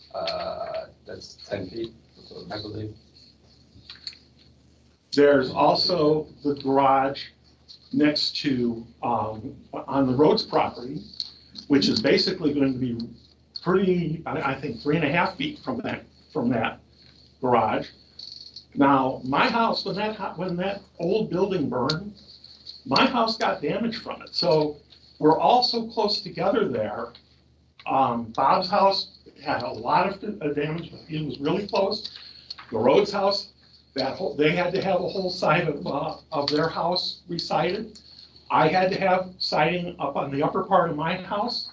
So, and I understand that was a pretty tremendous fire, but just, if that just proves that there can be damage to other homes when something is that close. So those are the two things from a safety standpoint, where I would say, I don't see how you could approve this, would question the approval from a safety standpoint. The other one is practical difficulty. And, I got a couple of comments. We keep hearing about, oh, this could be developed as C2. Yes, it could. But as our attorney has pointed out, it can't be, that old building can't be rebuilt. If you go back and look at what would be required for C2, as far as parking, you now have 2 parking spaces for every 400 square feet, plus any housing. You're not going to be able to get that big of a building on it anymore. Our group is not adverse to this property being redeveloped. We are adverse to the density and what it's causing us, the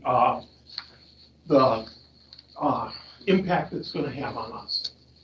And the only reason that it's having that impact is because they're trying to put too much on the property.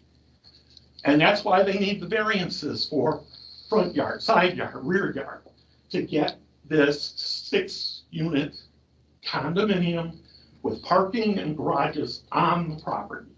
Okay, that says to me this hardship is created by the builder. It is not being created by any other factor except they want to build that building. From that standpoint, you cannot approve that it does not meet that criteria. Thank you. Bob Dervick, 230 Lakeview Street. I own the little house on the site plan here, yeah, right in the corner. And first of all, I want to thank you guys for, listening to us speak and hearing us out and hearing our concerns. I did want to ask Ginny about the letter I sent, just to make sure that letter's on the record. Yeah, they're all right here. There's 16 residents in the area that have reached out to me. And some I don't know. And they've reached out to me and they've received a mailer. And they're opposed to this development. And it mainly comes down to safety, right? I mean, we've gone over and over and over it. But I just kind of want to speak to my property. I have a son, 7 years old. There was a fence that was along where the road was going in next to my property. Now there'll be a road that goes through, and it's just, my main job is to keep my son safe, keep my family safe, right? As a teacher, that's what I do, as an educator. Keep my students safe. How to do anything to keep my kids safe. That road going through it's unnecessary. It causes a safety hazard. For C2 zoning, there's supposed to be a substantial buffer. Clearly, we've come back from, a little further than the 1900s or whenever that building was built. And there was, a 6-foot privacy fence that ran across the whole property. The road's property had a privacy fence as well across the back of there, kind of buffering that area. Clearly, that wouldn't be accepted today to be called a substantial buffer if that was a C2 zoning. We've progressed. So the main concerns are, you worry about your kid playing in the parkway out front. Now I have to worry about my son playing in a yard in the side yard of our house. I mean, this road is how many feet away? It's 4 feet from the side, 4 or 5 feet from that area road. It's a street. It connects from Coolidge to Lakeview Street. And that's a great point, Dean. I'm glad you brought that up, because if it was a driveway, there are other driveways on my street. And if you back out of them and we look out for each other, even in your neighborhoods, if you back out of the driveway, you're backing out safely. How quickly can you accelerate and say, hey, even when there's the neighbors, you look out for each other, but you're also backing out of a driveway. You're backing slowly.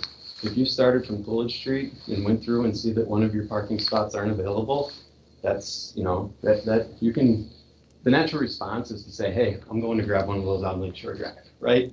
So you're going to accelerate through by my house. There's another thing which I wanted to bring up was the noise, right? So what recourse do I have of someone driving golf carts and whipping gas golf carts all night long next to my house? Can I call the police department and say, hey, they're like, it's a street. What do you want me to do, right?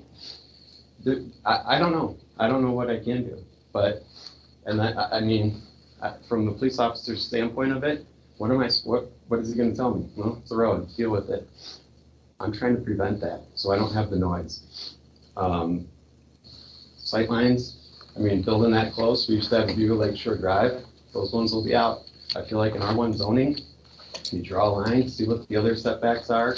You make something that's reasonable. If you look on both sides of it, down the street, on all the other corners, these houses were built in early 1900s, 1920s. My house was built in 1916, and it's set back for a reason on those corners, so people have safety and sight lines and you can see through.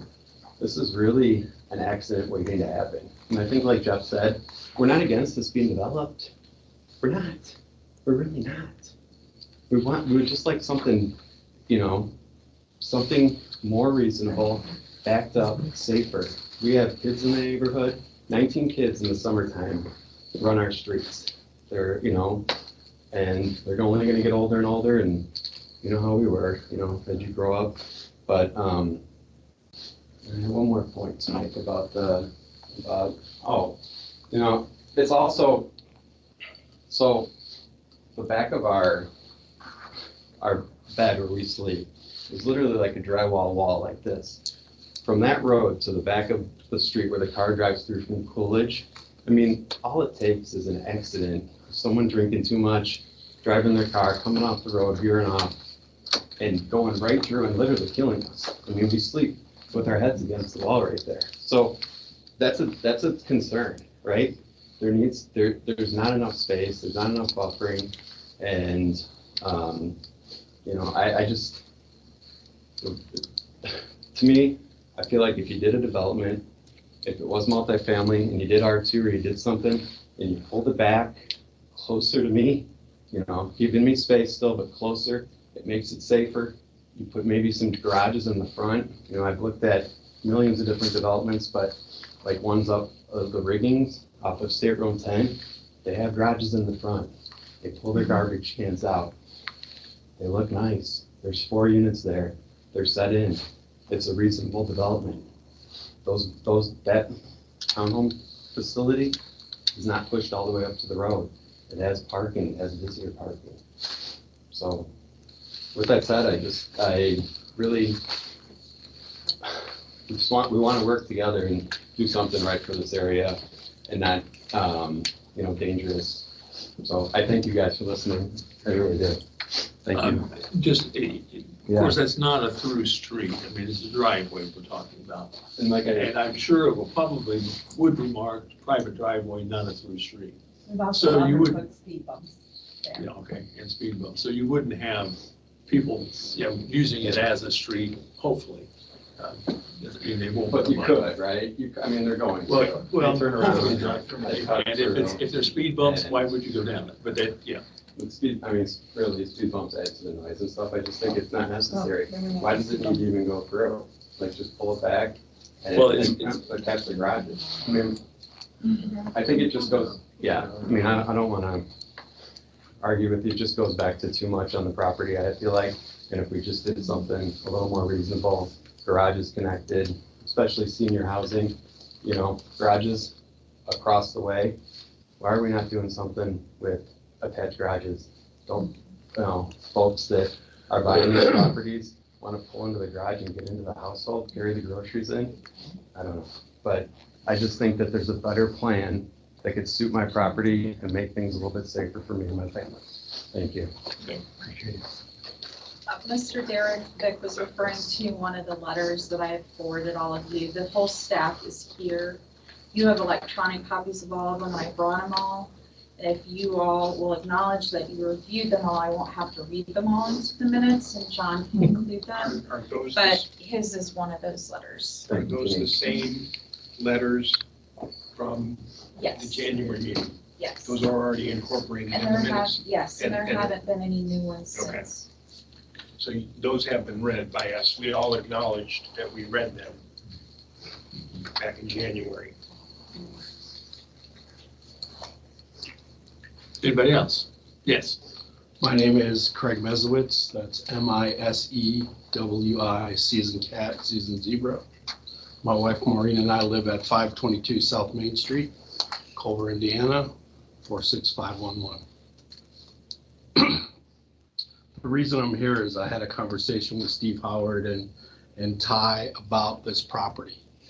Because when the building first burnt down years ago, I looked at acquiring that property and putting a remediation program in place for the soil that had been damaged since the early 1920s. Once that building burnt down and didn't get rebuilt immediately, or no remediation was done, that land falls under the EPA guidelines that are outlined in the EPA public document. The number of that document is EPA 530-R-01-007. And I have all 119 pages on the thumb drive for you so that you can all have access to it. I listened intently tonight to both the attorneys. The attorney for the developer, slick presentation.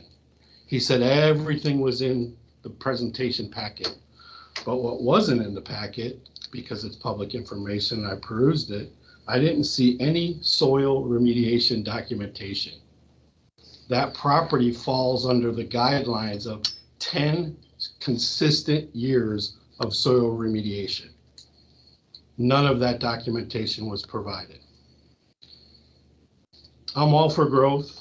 We're for everything, everybody working together in town. But I think when you have a piece of land that dates back that far with improper chemicals, gas, oil, lacquer, and there are still residents in town that work there, live here, can document it, and they decided to go residential on a property without doing the proper soil remediation, I think it's bad for the city. I think it's bad for that piece of land. I think it's bad for the neighbors. I think it's a bad precedent. And I have yet to see anywhere, and that's why I went to Steve and Ty first. The documentation, it would be on file. It would also be on file with the EPA. So they haven't done any of the things necessary to change the zoning of that property or to even file for PUD. Yet somehow they got away with it. I spoke in April. I voiced my concerns. I voiced my concerns in January. When I said the EPA needed to look at this, it was just pushed under the rug. It upset me enough that I've been researching it from that day. And I know exactly what's on that land. They would be better off putting sunflowers in there for the next 10 years and remediating the soil than they would be building a housing project that would take away sunlight, air, safety. Because one of the things it says in your ordinance is dangerous. That is a dangerous piece of property, even without anything on it. I mean, there's a reason there are signs up there right now that say keep out, because someone could go there, ingest something from that ground, get sick, and die. So dangerous meets the first requirement. And if there were soil remediation done, have those documents been made public? And can I see them? I haven't been able to see them. Those documents should be available for citizens' concern and input, not to my knowledge. If somebody has them, I'd gladly like to see them. And since the developer hasn't provided the necessary documentation to comply with EPA standards and comply under the EPA guidelines, I think before you even consider this, I think you should table it, give them the opportunity to provide the documentation, and then move forward. Thank you. I just have one question for you.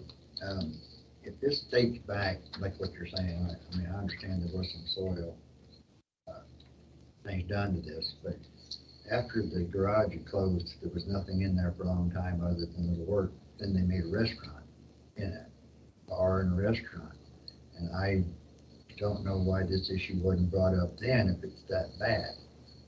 I mean, because it stayed C2, and if it stays C2, is this going to be a change in what can be done on C2 in the future as well? Anybody that builds on that property has to comply with EPA guidelines. And when they did the garage, I mean, the restaurant, wouldn't that have been necessary as far as the state under whatever, that they should have done the same thing? It was, but I don't think that the town council, the planning commission, or even the zoning board was aware that because of the nature of that land use, that those land use guidelines had to be followed by the EPA. And depending on how deep the damage is, 43 inches or greater is 10 depth is 10 years of remediation. 43 inches or less is 2 years of consistent remediation. And that remediation has to be on file with the EPA. So I wasn't aware of I only got involved in this because it affects the neighborhood. And I do travel all over the United States speaking on soil and sustainability, and I do live here. So I appreciate your information. I really, it was something that tore my heart. I mean, when I first, Landon was only 5, I think, when this started, and, and Bob and Lindy's bedroom is right there. I mean, there are a lot of things that are wrong, but the soil is the main thing. And that is a piece of hazardous land. And I promise you, you'd be better off putting sunflowers there for the next 10 years because it'll remediate the soil. what they're doing is gonna take away air, light, safety. With his property, and I don't want to bring anything up as far as more concerns, but I mean, I don't know anything about the soil and everything you do. Would that affect his property as well? It would affect most of the property around that area. I mean, the guys that are still alive that worked at that original Ford dealership, worked at that garage, were mechanics. They're still alive. They still live here. They can tell you eyewitness accounts of the things they did when they worked there. And when you're talking 5 or 6 55-gallon drums a month of lacquer being dumped outside and seeping into the soil, it doesn't take long for it to get down deep, deep, deep. And that property's been bad for a long time. It just never affected my family or friends before, and now it does. I remember when it was 4 dealerships. Mr. Adams, I have someone online waving their hand. Okay. Go ahead, Mr. Farmer. Yeah, thank you. Quick question. So if that soil is disrupted in a meaningful way, does that impact the surrounding neighbors? Yes. Can you, Thank you. He said if that soil is impacted in any way, does it affect the surrounding neighbors? Yeah, that's why it's important for it to be tested. Already has affected that. It has. It's the term is leaching. So when that seeps into the ground, as it spreads its wings and sprouts, it leaches onto the neighboring property.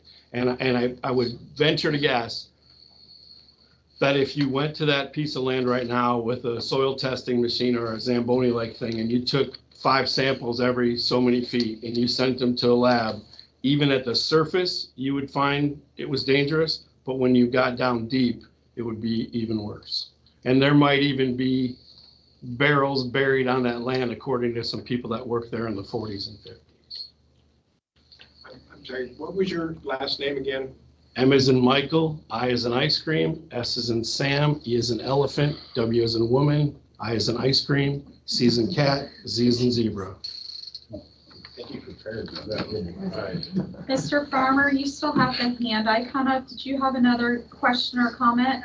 Oh, no, I apologize, Jenny. I'll take that. Oh, no worries. No worries. What was Mr. Farmer's first name? Doug. President Adams, oh, still got public that wants to speak. I'd like to respond to some. Yeah, just 1 second. Yes, sir. Yeah, just to add on the comment, there is a natural, there's the water table in there is pretty high. There's some kind of a natural flow. I know because I have a sump pump that when I did the addition on my house, runs every 6 minutes. We had to put it out to the storm sewer on the east side of Coolidge, and it now empties directly into the lake. So if there's anything that's in that soil, it's probably coming down to my house. It used to go to the next house that was before I did my addition, and they were always pumping it out on the street. But there is water that flows down that hill into my sump pump and now out and down to the lake. Another thing that I'd like to say about that piece of property, because I heard from the attorney that piece of property might be for sale. It's been for sale more than once. And the reason it didn't sell was because anybody that knew the EPA guidelines and knew what was on that ground had it tested. I, for one, was willing to buy that property, move my entire business to the city of Culver, Indiana. And I'm sorry Mr. Clevenger has left, because he and I have had this conversation a couple of times. That the foremost soil authority in the world is a woman named Penny Nagel, and she has a company called Precision Data Mining. And the samples that were tested or attempted to be tested were so toxic that the machine was blah, blah, blah, blah, you know, one of those overactive things. So we spoke to her again this morning. She's more than willing to come out to test that sample, that soil again, but she's expensive. And I think, you know, to remediate soil for 10 straight years is costly, and it would stop the developer from making any money on their property. So there are options that exist for the town. I voiced my concerns strongly when this first came up to the Planning Commission, and the EPA element just got pushed underneath the rug. So it's here. Ginny has a copy of the entire document. It hasn't changed since 2001. That piece of property falls under those guidelines and needs to be adhered to. If it's not, and I have to bring the EPA in out of Region 5 myself, I will. Because I'm concerned about my friends, I'm concerned about my family, and I'm concerned about this town. Mr. President, can I ask for a break? Sure. Hold on just a second. Watch the wires. Sorry for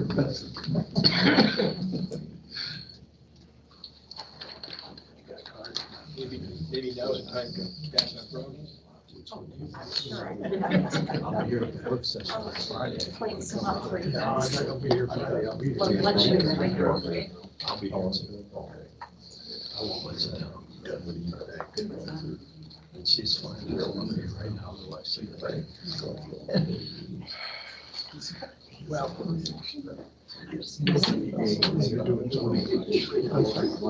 Don't get into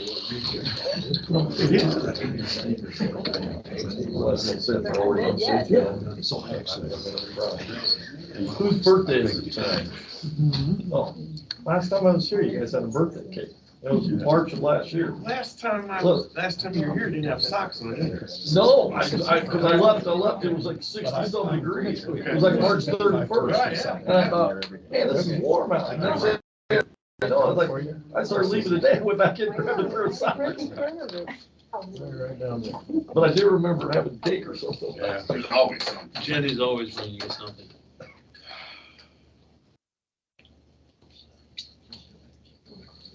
Anyone out here want one? Low blood sugar, anyone? Seriously? We'll have dinner with plenty up here. That's what I'm limited on. Yeah, that's what. Don't be bashful. Do I look like I?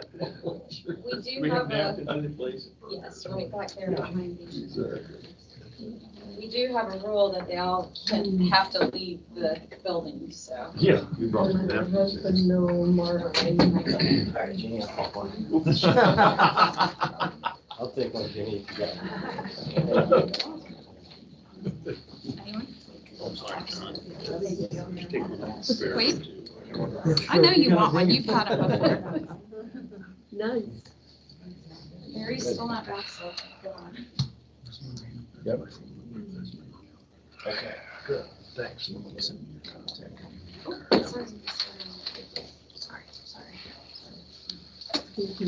Someone else? Bob? No, I'm fine. Thank you. Mansfield, you want to split one? You know more. Really good. You guys have Ladies? All right. Might be, there's a lot of people involved. These are messy.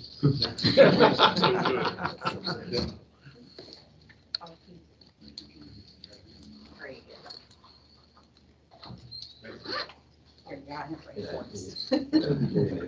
Here, you got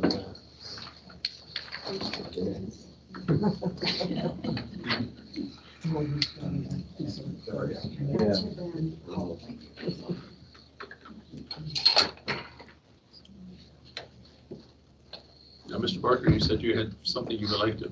Yeah, I just wanted to provide a little rebuttal, if that would please the board. I guess number one, I think it's very important to understand that Mirar Custom Homes, Inc. and Sarah didn't create this practical difficulty. They had nothing to do with this property before. They're merely trying to develop it into something that meets with the comprehensive plan. They've been involved with this property for almost 2 years. They've gone to all the reviews, all the committees they had to go to. They met with town manager a number of times, as well as I have.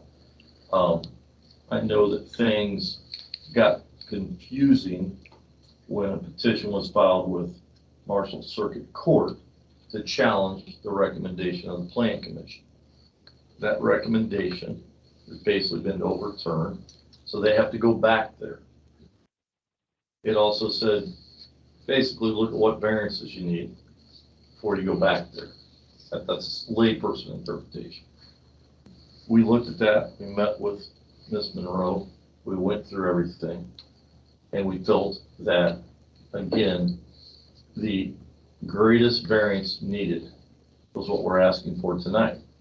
The original variance that was requested back in December of last year had the site visibility also. When you read the language, and Ms. Monroe, I think, agrees, there's a conflict between the diagram and the language, which is not something for you guys to correct or me to correct. But basically what it does say, it accepts the building structure. And so based on that language and clear express meaning of that language, we removed that variance request and came here today basically requesting front, side, and rear yard setbacks.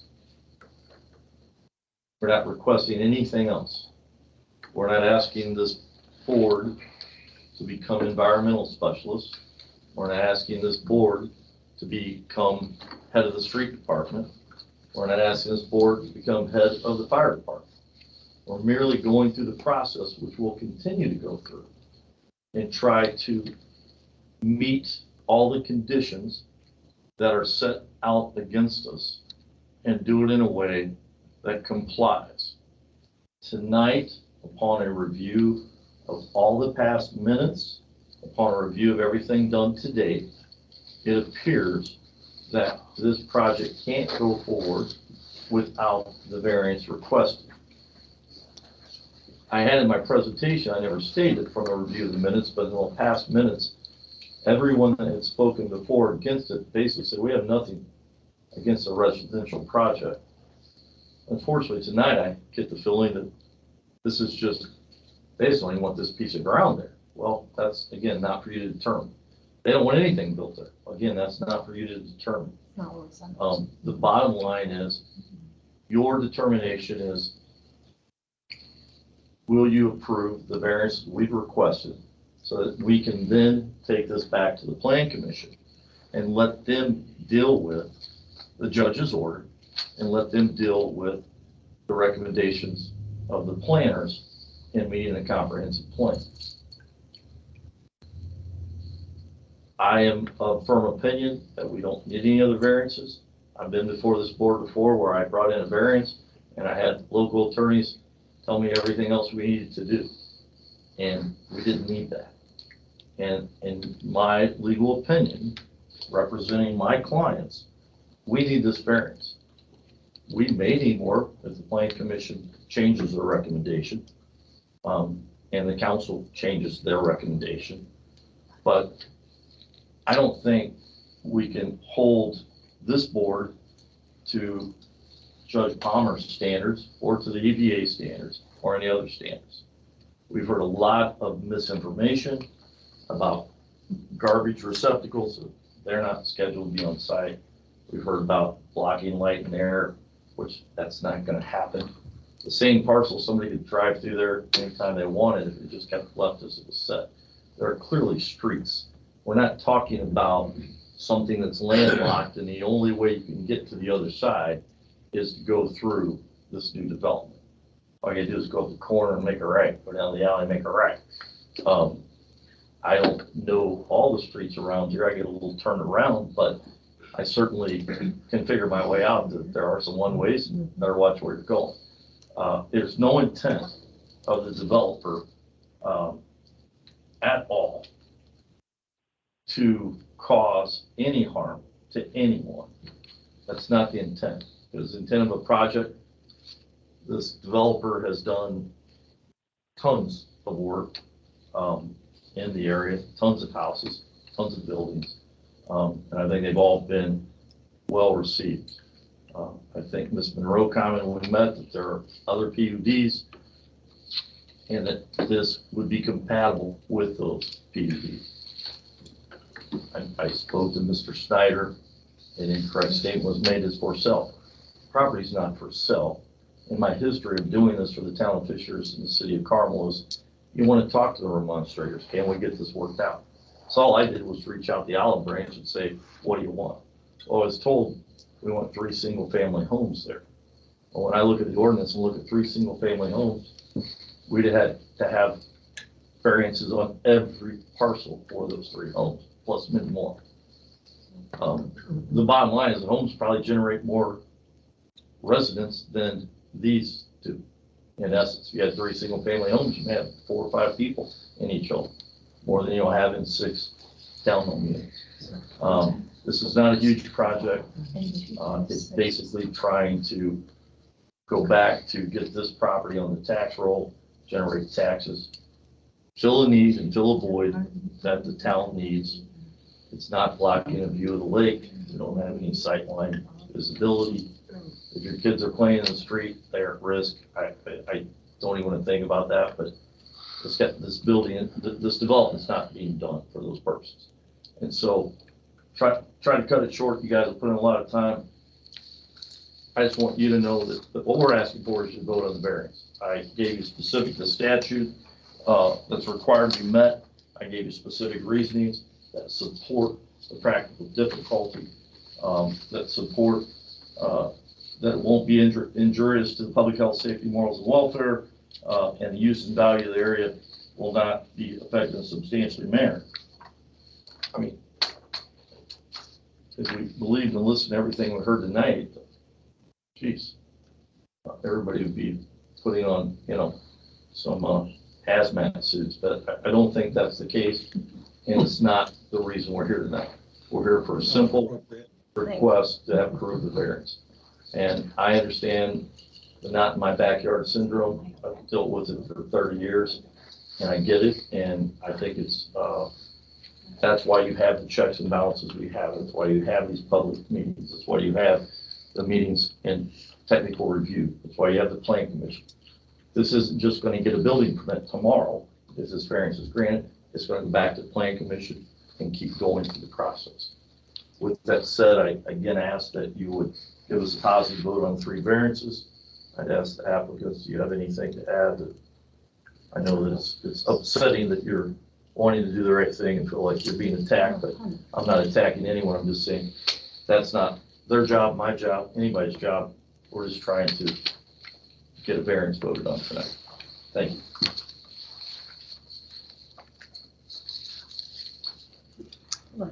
I'm sorry, I do have to make a comment here. I think we were pretty clear to say that we were not opposed to the residential development of this property.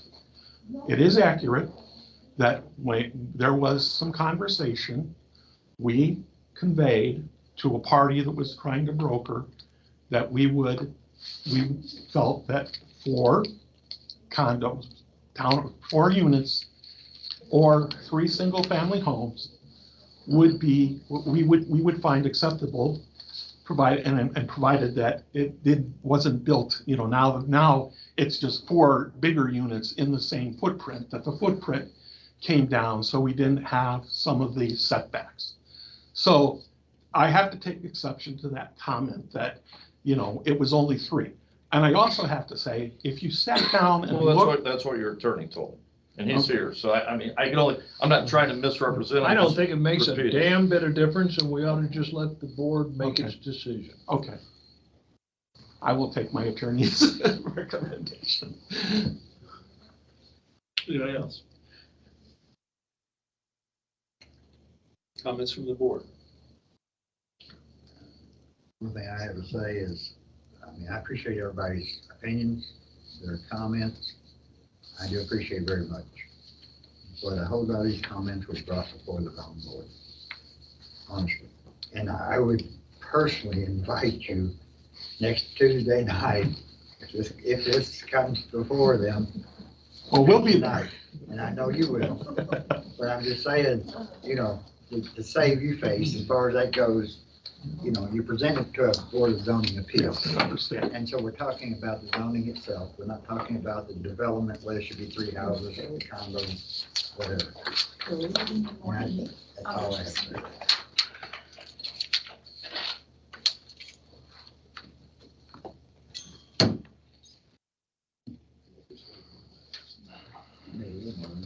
This will only take a minute, have a brownie.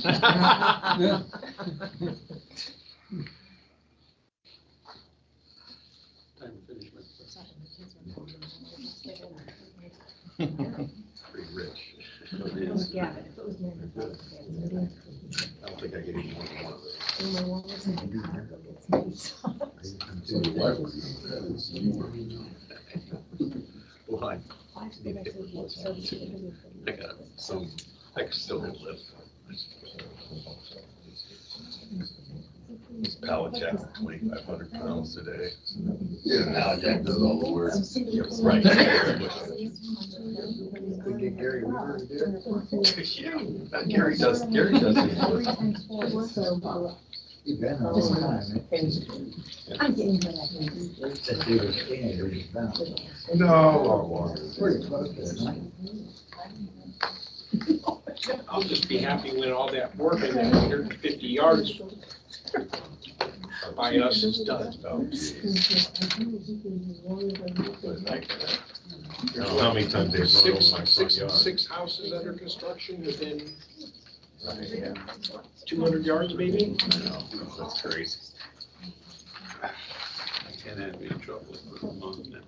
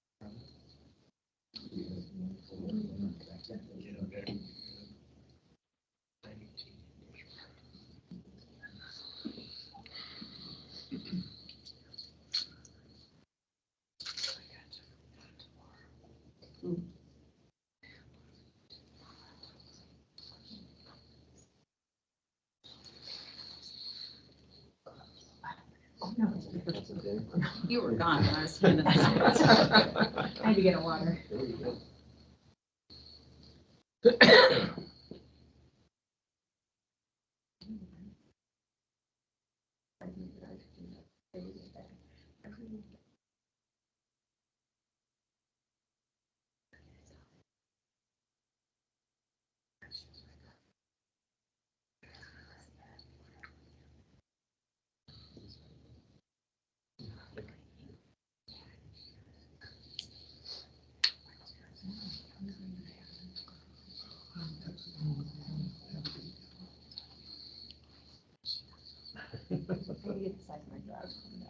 I would do it for 5 years. It's like, oh,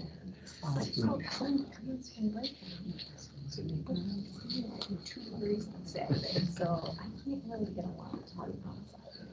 But I don't work on that side right now. I really want to get my dirt put down and then put something like stepping stone back there. Mostly because we would say that we have to turn here and also, I think Kim would appreciate it, let's be honest. I think if I did that, she'd probably come over now.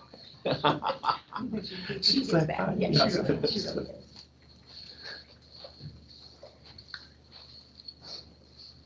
I had surprised them buckets out during the winter, and they had, like water, and then they froze the ground. I couldn't get them up, so I had them over there and take them over, so that. But now they're down there frozen. And when I went back out a couple weeks later, they were frozen again. I'm like, that's what they're doing with all the people's up. I'm not coming up with all that stuff.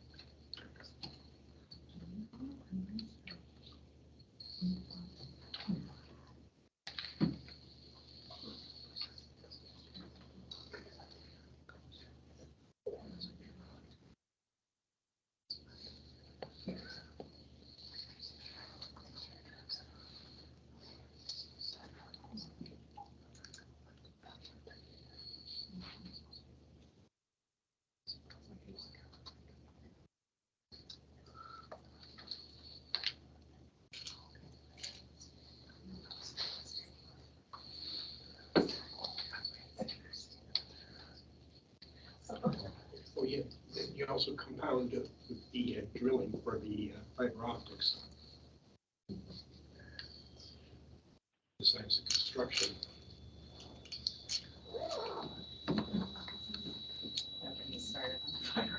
I just wish they'd finished it so I could have decent internet. Yeah, I'll be glad when it's done, but the process is not very good. Timeline for completion. May is when the fiber hut will be ready.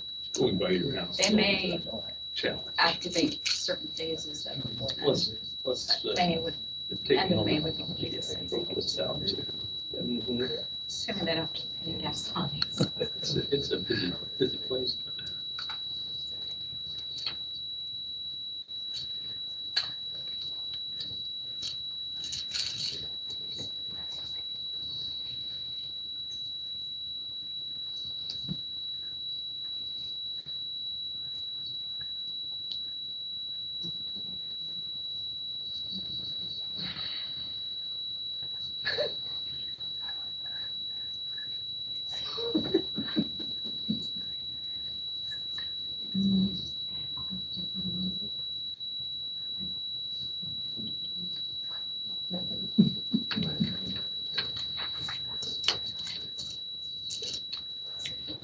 Okay, is everybody ready?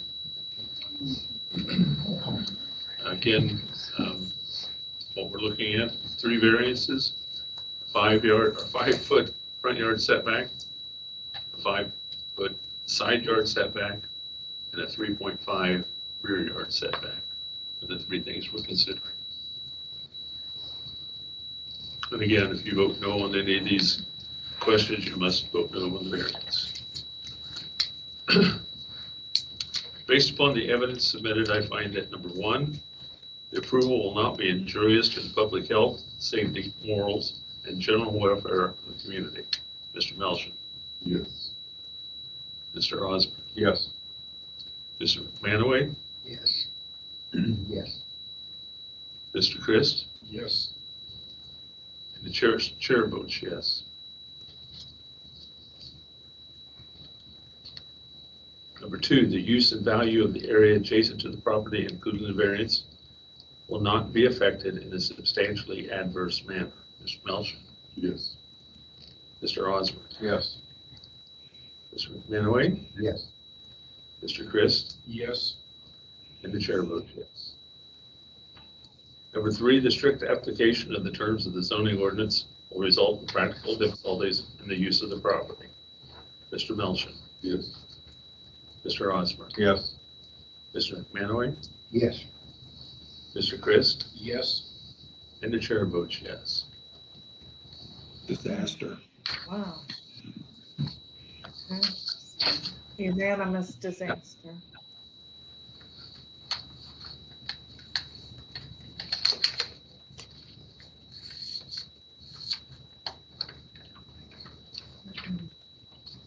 Entertain a motion that we approve this variance. So moved. I entertain that we move it with the, Mr. Christ. can we add the expectation that any other variances would come back before us? I think that's understood. Yeah. Okay, I even put it in on. Mr. Christ made the motion. Do I have a second? I will say.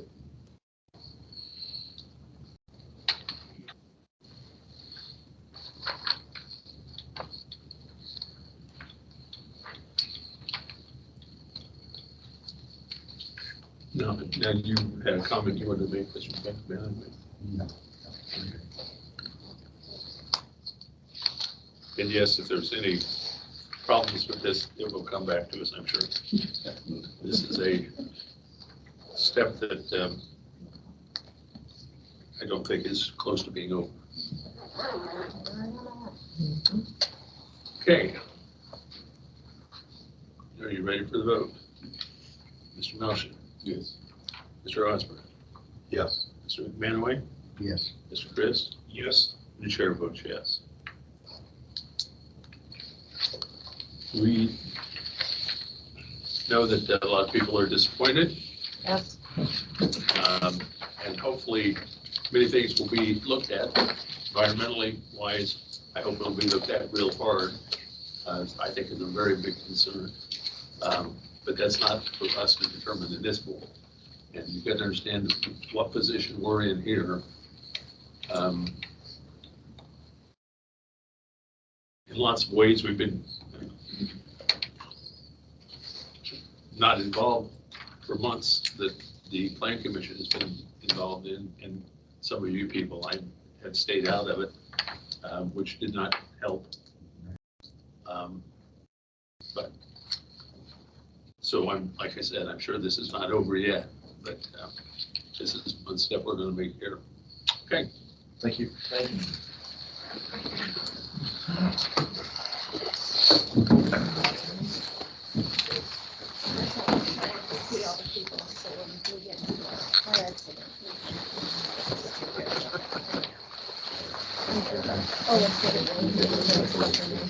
David Barker.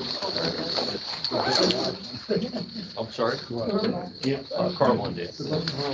You look familiar to me, thank you.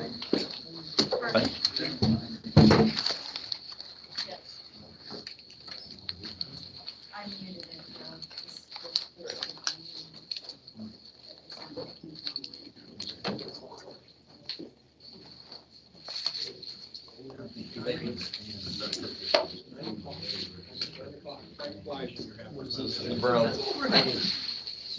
No, I can smell Do you them. want one for the No, board? no. I'll have it in my car all, by the time I get home, I'll have it all over me. Yes, sir. When you come to plan commission, I know you got. First one, so interesting, because I didn't get a chance to say I was reported here. But he married the Dennison family. The Dennison owns all the Dennison parking garages. I think they now sold them in, but there was one parking garage. They owned it, wherever it was. I know that. And he grew up with one of my buddies. I wasn't gonna speak. So one of you coming for park. It's made millions and millions and You know millions how of to dollars. build, Yeah, yeah. They keep coming to town. You head back to Florida? Is that where you came from? No, unfortunately, And with the process, I mean, I understand. Hurricane Ian, put me on a commission in Florida, so. That I got some friends that That question will come as soon as I lay down, turn on ESPN, my wife will say, okay, where are we at in Florida today? That's the every night questions. All right. We're getting there, but you know, it's, nobody died, nobody's hurt, so. There you go. It'll get back. Thank you. Oh, the room really emptied out. You don't live here. Any new business? I think you might have a case or two next month. I'm sorry. You might have one or two cases next month. I'm still reviewing the applications to see if they're far enough along. I don't know if you guys heard, we do have a new building commissioner. No. Steve. That's my only report for the night. Oh, I'm sorry. Go That's ahead. okay. No. I know, well, Barry and Dan met with them because we interviewed them first and then we asked Barry and Dan to meet with them as chairs of each board. And I want to thank you guys for spending significant time, talking and getting to know him and asking your own questions. I appreciate that. We extended him an offer today. He accepted and he will start Tuesday. He's going to do some training with me, but he's also going to do a ton of training with Ty Adley and Lori Lowry up at the county building. And Ty is, he's very comfortable on software and different platforms. He's used tons of platforms, but his background is he's done code compliance for big construction projects and environmental projects and federal projects and the manufacturing plants he worked at. So he understands compliance and code and even some construction. Yes, he's dealt with even railroad compliance. Yes, his wife is the clerk treasurer of Plymouth, if you recognize the name. And there's a bunch of Gorskys over by like Cross. Mhm. They're farmers. Is he related to them at all? You have any? Possibly, it sounds like they've been in this area a long time. Okay. And he lives in Culver currently? No. Plymouth. Oh, lives in, okay. What is his name? Steve Gars. G-O-R-S-K. Gorski. Gorski. That's it. G-O-R-S-G-R-O-S-K-I. Spell that slow. And his Gorski, office. G as in, I as in ice cream. He's the office off the hallway, you guys probably have seen us filled out. That'll be his office, so we don't have to set him up in this room. So we're trying to get all that squared away before he That's gets great. here. That's good news. And he's very comfortable and. Like ice cream, I didn't get rid of. Yeah, it. and likely I will come to he'll be at the plan commission meeting Tuesday for his first exposure to what that's like as an audience member. And then I will probably come with, I'm done March 31st, but I'll come with him in April to just help out as a volunteer. And then he'll get some training before I leave, but during the transition, I'm gonna help him prep all the April stuff. And if I have to do that in May as well, I'll keep going with him. And he is being authorized by me to call me daily if he needs to once I'm gone. But I put together like a book like that of training materials. He's going to spend some time at the county learning the permit system. There's a lot of reporting features on this permit system that Chuck never used that they're going to turn on. Chuck didn't have those turned on for his account. So they're going to turn them on and teach him because he's used all kinds of software programs that he's very comfortable with. So I think as he learns, he will get better. And then I'm creating an FAQ list for him of the frequently asked things I get from the residents and the builders. So, things like, can I put an accessory structure in this empty parcel, like common things we get a lot of. And with his training material, we're going to create that for the new town manager as well and for the clerk, because when that person's not here, we often get those questions. And now that I've learned them, I've been kind of teaching Karen as well, because we get calls daily. But he's going to have regular office hours that our staff can refer to him when we get calls. And he will come to all the meetings in the evenings, and he'll also come to one council meeting a month. So he's pretty excited. And you're talking about 30 hours a week, correct? Yes, he can work up to 30. We want more dedication to the job. He knows the county building inspector very well. I believe they are like, have known each other all their lives. Steve Howard? Yeah, so they have a good, he knows he can lean on Steve for some questions too. How old is he? I don't know. I would guess. I don't- Younger, older? I don't think you can legally ask that. How old does he look? I think 50. I'm Okay, that's fine. I didn't know if he was like 30 or whatever, you know. I mean, He looks like a kid. Yeah. You get my age, That's everybody looks the like a thing. kid. I look at the guy who's running the equipment for Surf Broadband, he looks 12 to me. I'm a really bad judge of it. Like, you look 40 to me, Thank but you. I know you Come here. graduated ahead of me, so then I'm like, I don't know what age. I'm getting my first social security check in two weeks. See, I would not have guessed. Oh, that. good for you. Yeah, I And know. to me, Andrew looks like 25. He's getting his first social Security check in 2 weeks. Turned 40. Oh, really? You get it early? I'm 66 in 4 months. Come on. I just try to go along with Jenny. Yeah, get to be Try to old. hurry. I am an old man. Yeah. Somebody told me I looked See, I like got I it was just 40, under it. like I was 40. I said, thanks, and my daughter's 36. Yeah. That doesn't work out, the math doesn't work out too well, does it? Only a lot of them. Yeah, I know. but- You do look young for your age. Oh, thank you. I just turned 68. But your wife looks much younger. Oh, shut Yeah, I up. think I'm you're telling right. her that. I'll tell her, yeah. She does look really She young. does. I'm February All right, let's move on with this meeting. The 25th. 25th. I want to go home and watch some basketball. It's strange, my Yeah, that's grandfather all I was worked gonna in the report on, same so Okay. you got me covered. Yeah, I think. All right, I've just got a question about the EPA. I'm surprised that they were not called in at some point to run some kind of test. Well, I believe there's been remediation on that property with some right. tanks in the past. And they did some of their own cleanup. I believe there's even paperwork associated with it, but Dean I don't think Dean felt comfortable commenting on it without looking at his paperwork on it, and knowing what got remediated exactly, so. He told me as well that they have done some testing, but he didn't want to comment, and I told him they're not commented anyway. Yeah. This wasn't the board to be brought. that No, to it's not. anyway. And that's, Didn't they, that's what I tried to relate didn't they to. have to do that before they tore anything down? See, that's what I would. That's what I thought. You mean in terms I'm of sure it had to do the, with some we, level the of. It would town have also been- did, we had to have it cleaned up and we had to have, To be able to sell it, right? Didn't you have, yeah, well, there was, Get to do asbestos remediation. removal also done. Mhm. So you have to, if there's asbestos present, you have to have a special removal. So Right. we had to pay to have that done. That's high. So there's also, I presume paperwork on that. But there should have been something done on that, should have been required when Teresi put the city cavern in. I mean, by exactly what he said.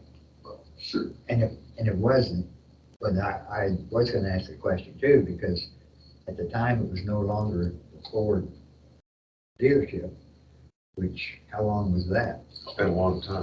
Yeah, I don't I mean, remember. we're talking late seventies, maybe? No, before then, I think. I came in 72 and it wasn't a Ford dealership then. Okay, so, No, and then A&R moved, remember A&R moved in there after Right. that? actually, A&R is what I remember. Yeah, Yeah, A&R was there A&R. first. But even with A&R, of course, that was a dealership, Yeah. it wasn't, because Right. Ford dealership actually worked on them, I don't know how. if I don't think A&R A&R did much. I don't think A&R They maybe did. a little bit, but they weren't dumping, No, they weren't dumping oil down during. but I mean, even A&R has been gone since, we're Right. talking, Because remember, A&R moved up to the corner across from Bonines after they moved from there. Oh, yeah. right, Do you want a first Remember that? motion to close this? okay. Because I have Okay, some- Yeah, Who's motioning to adjourn? Make it so, Sold. Who's second? Osborne, McManaway. Yeah. All in favor? All right. Aye. We're out. Okay.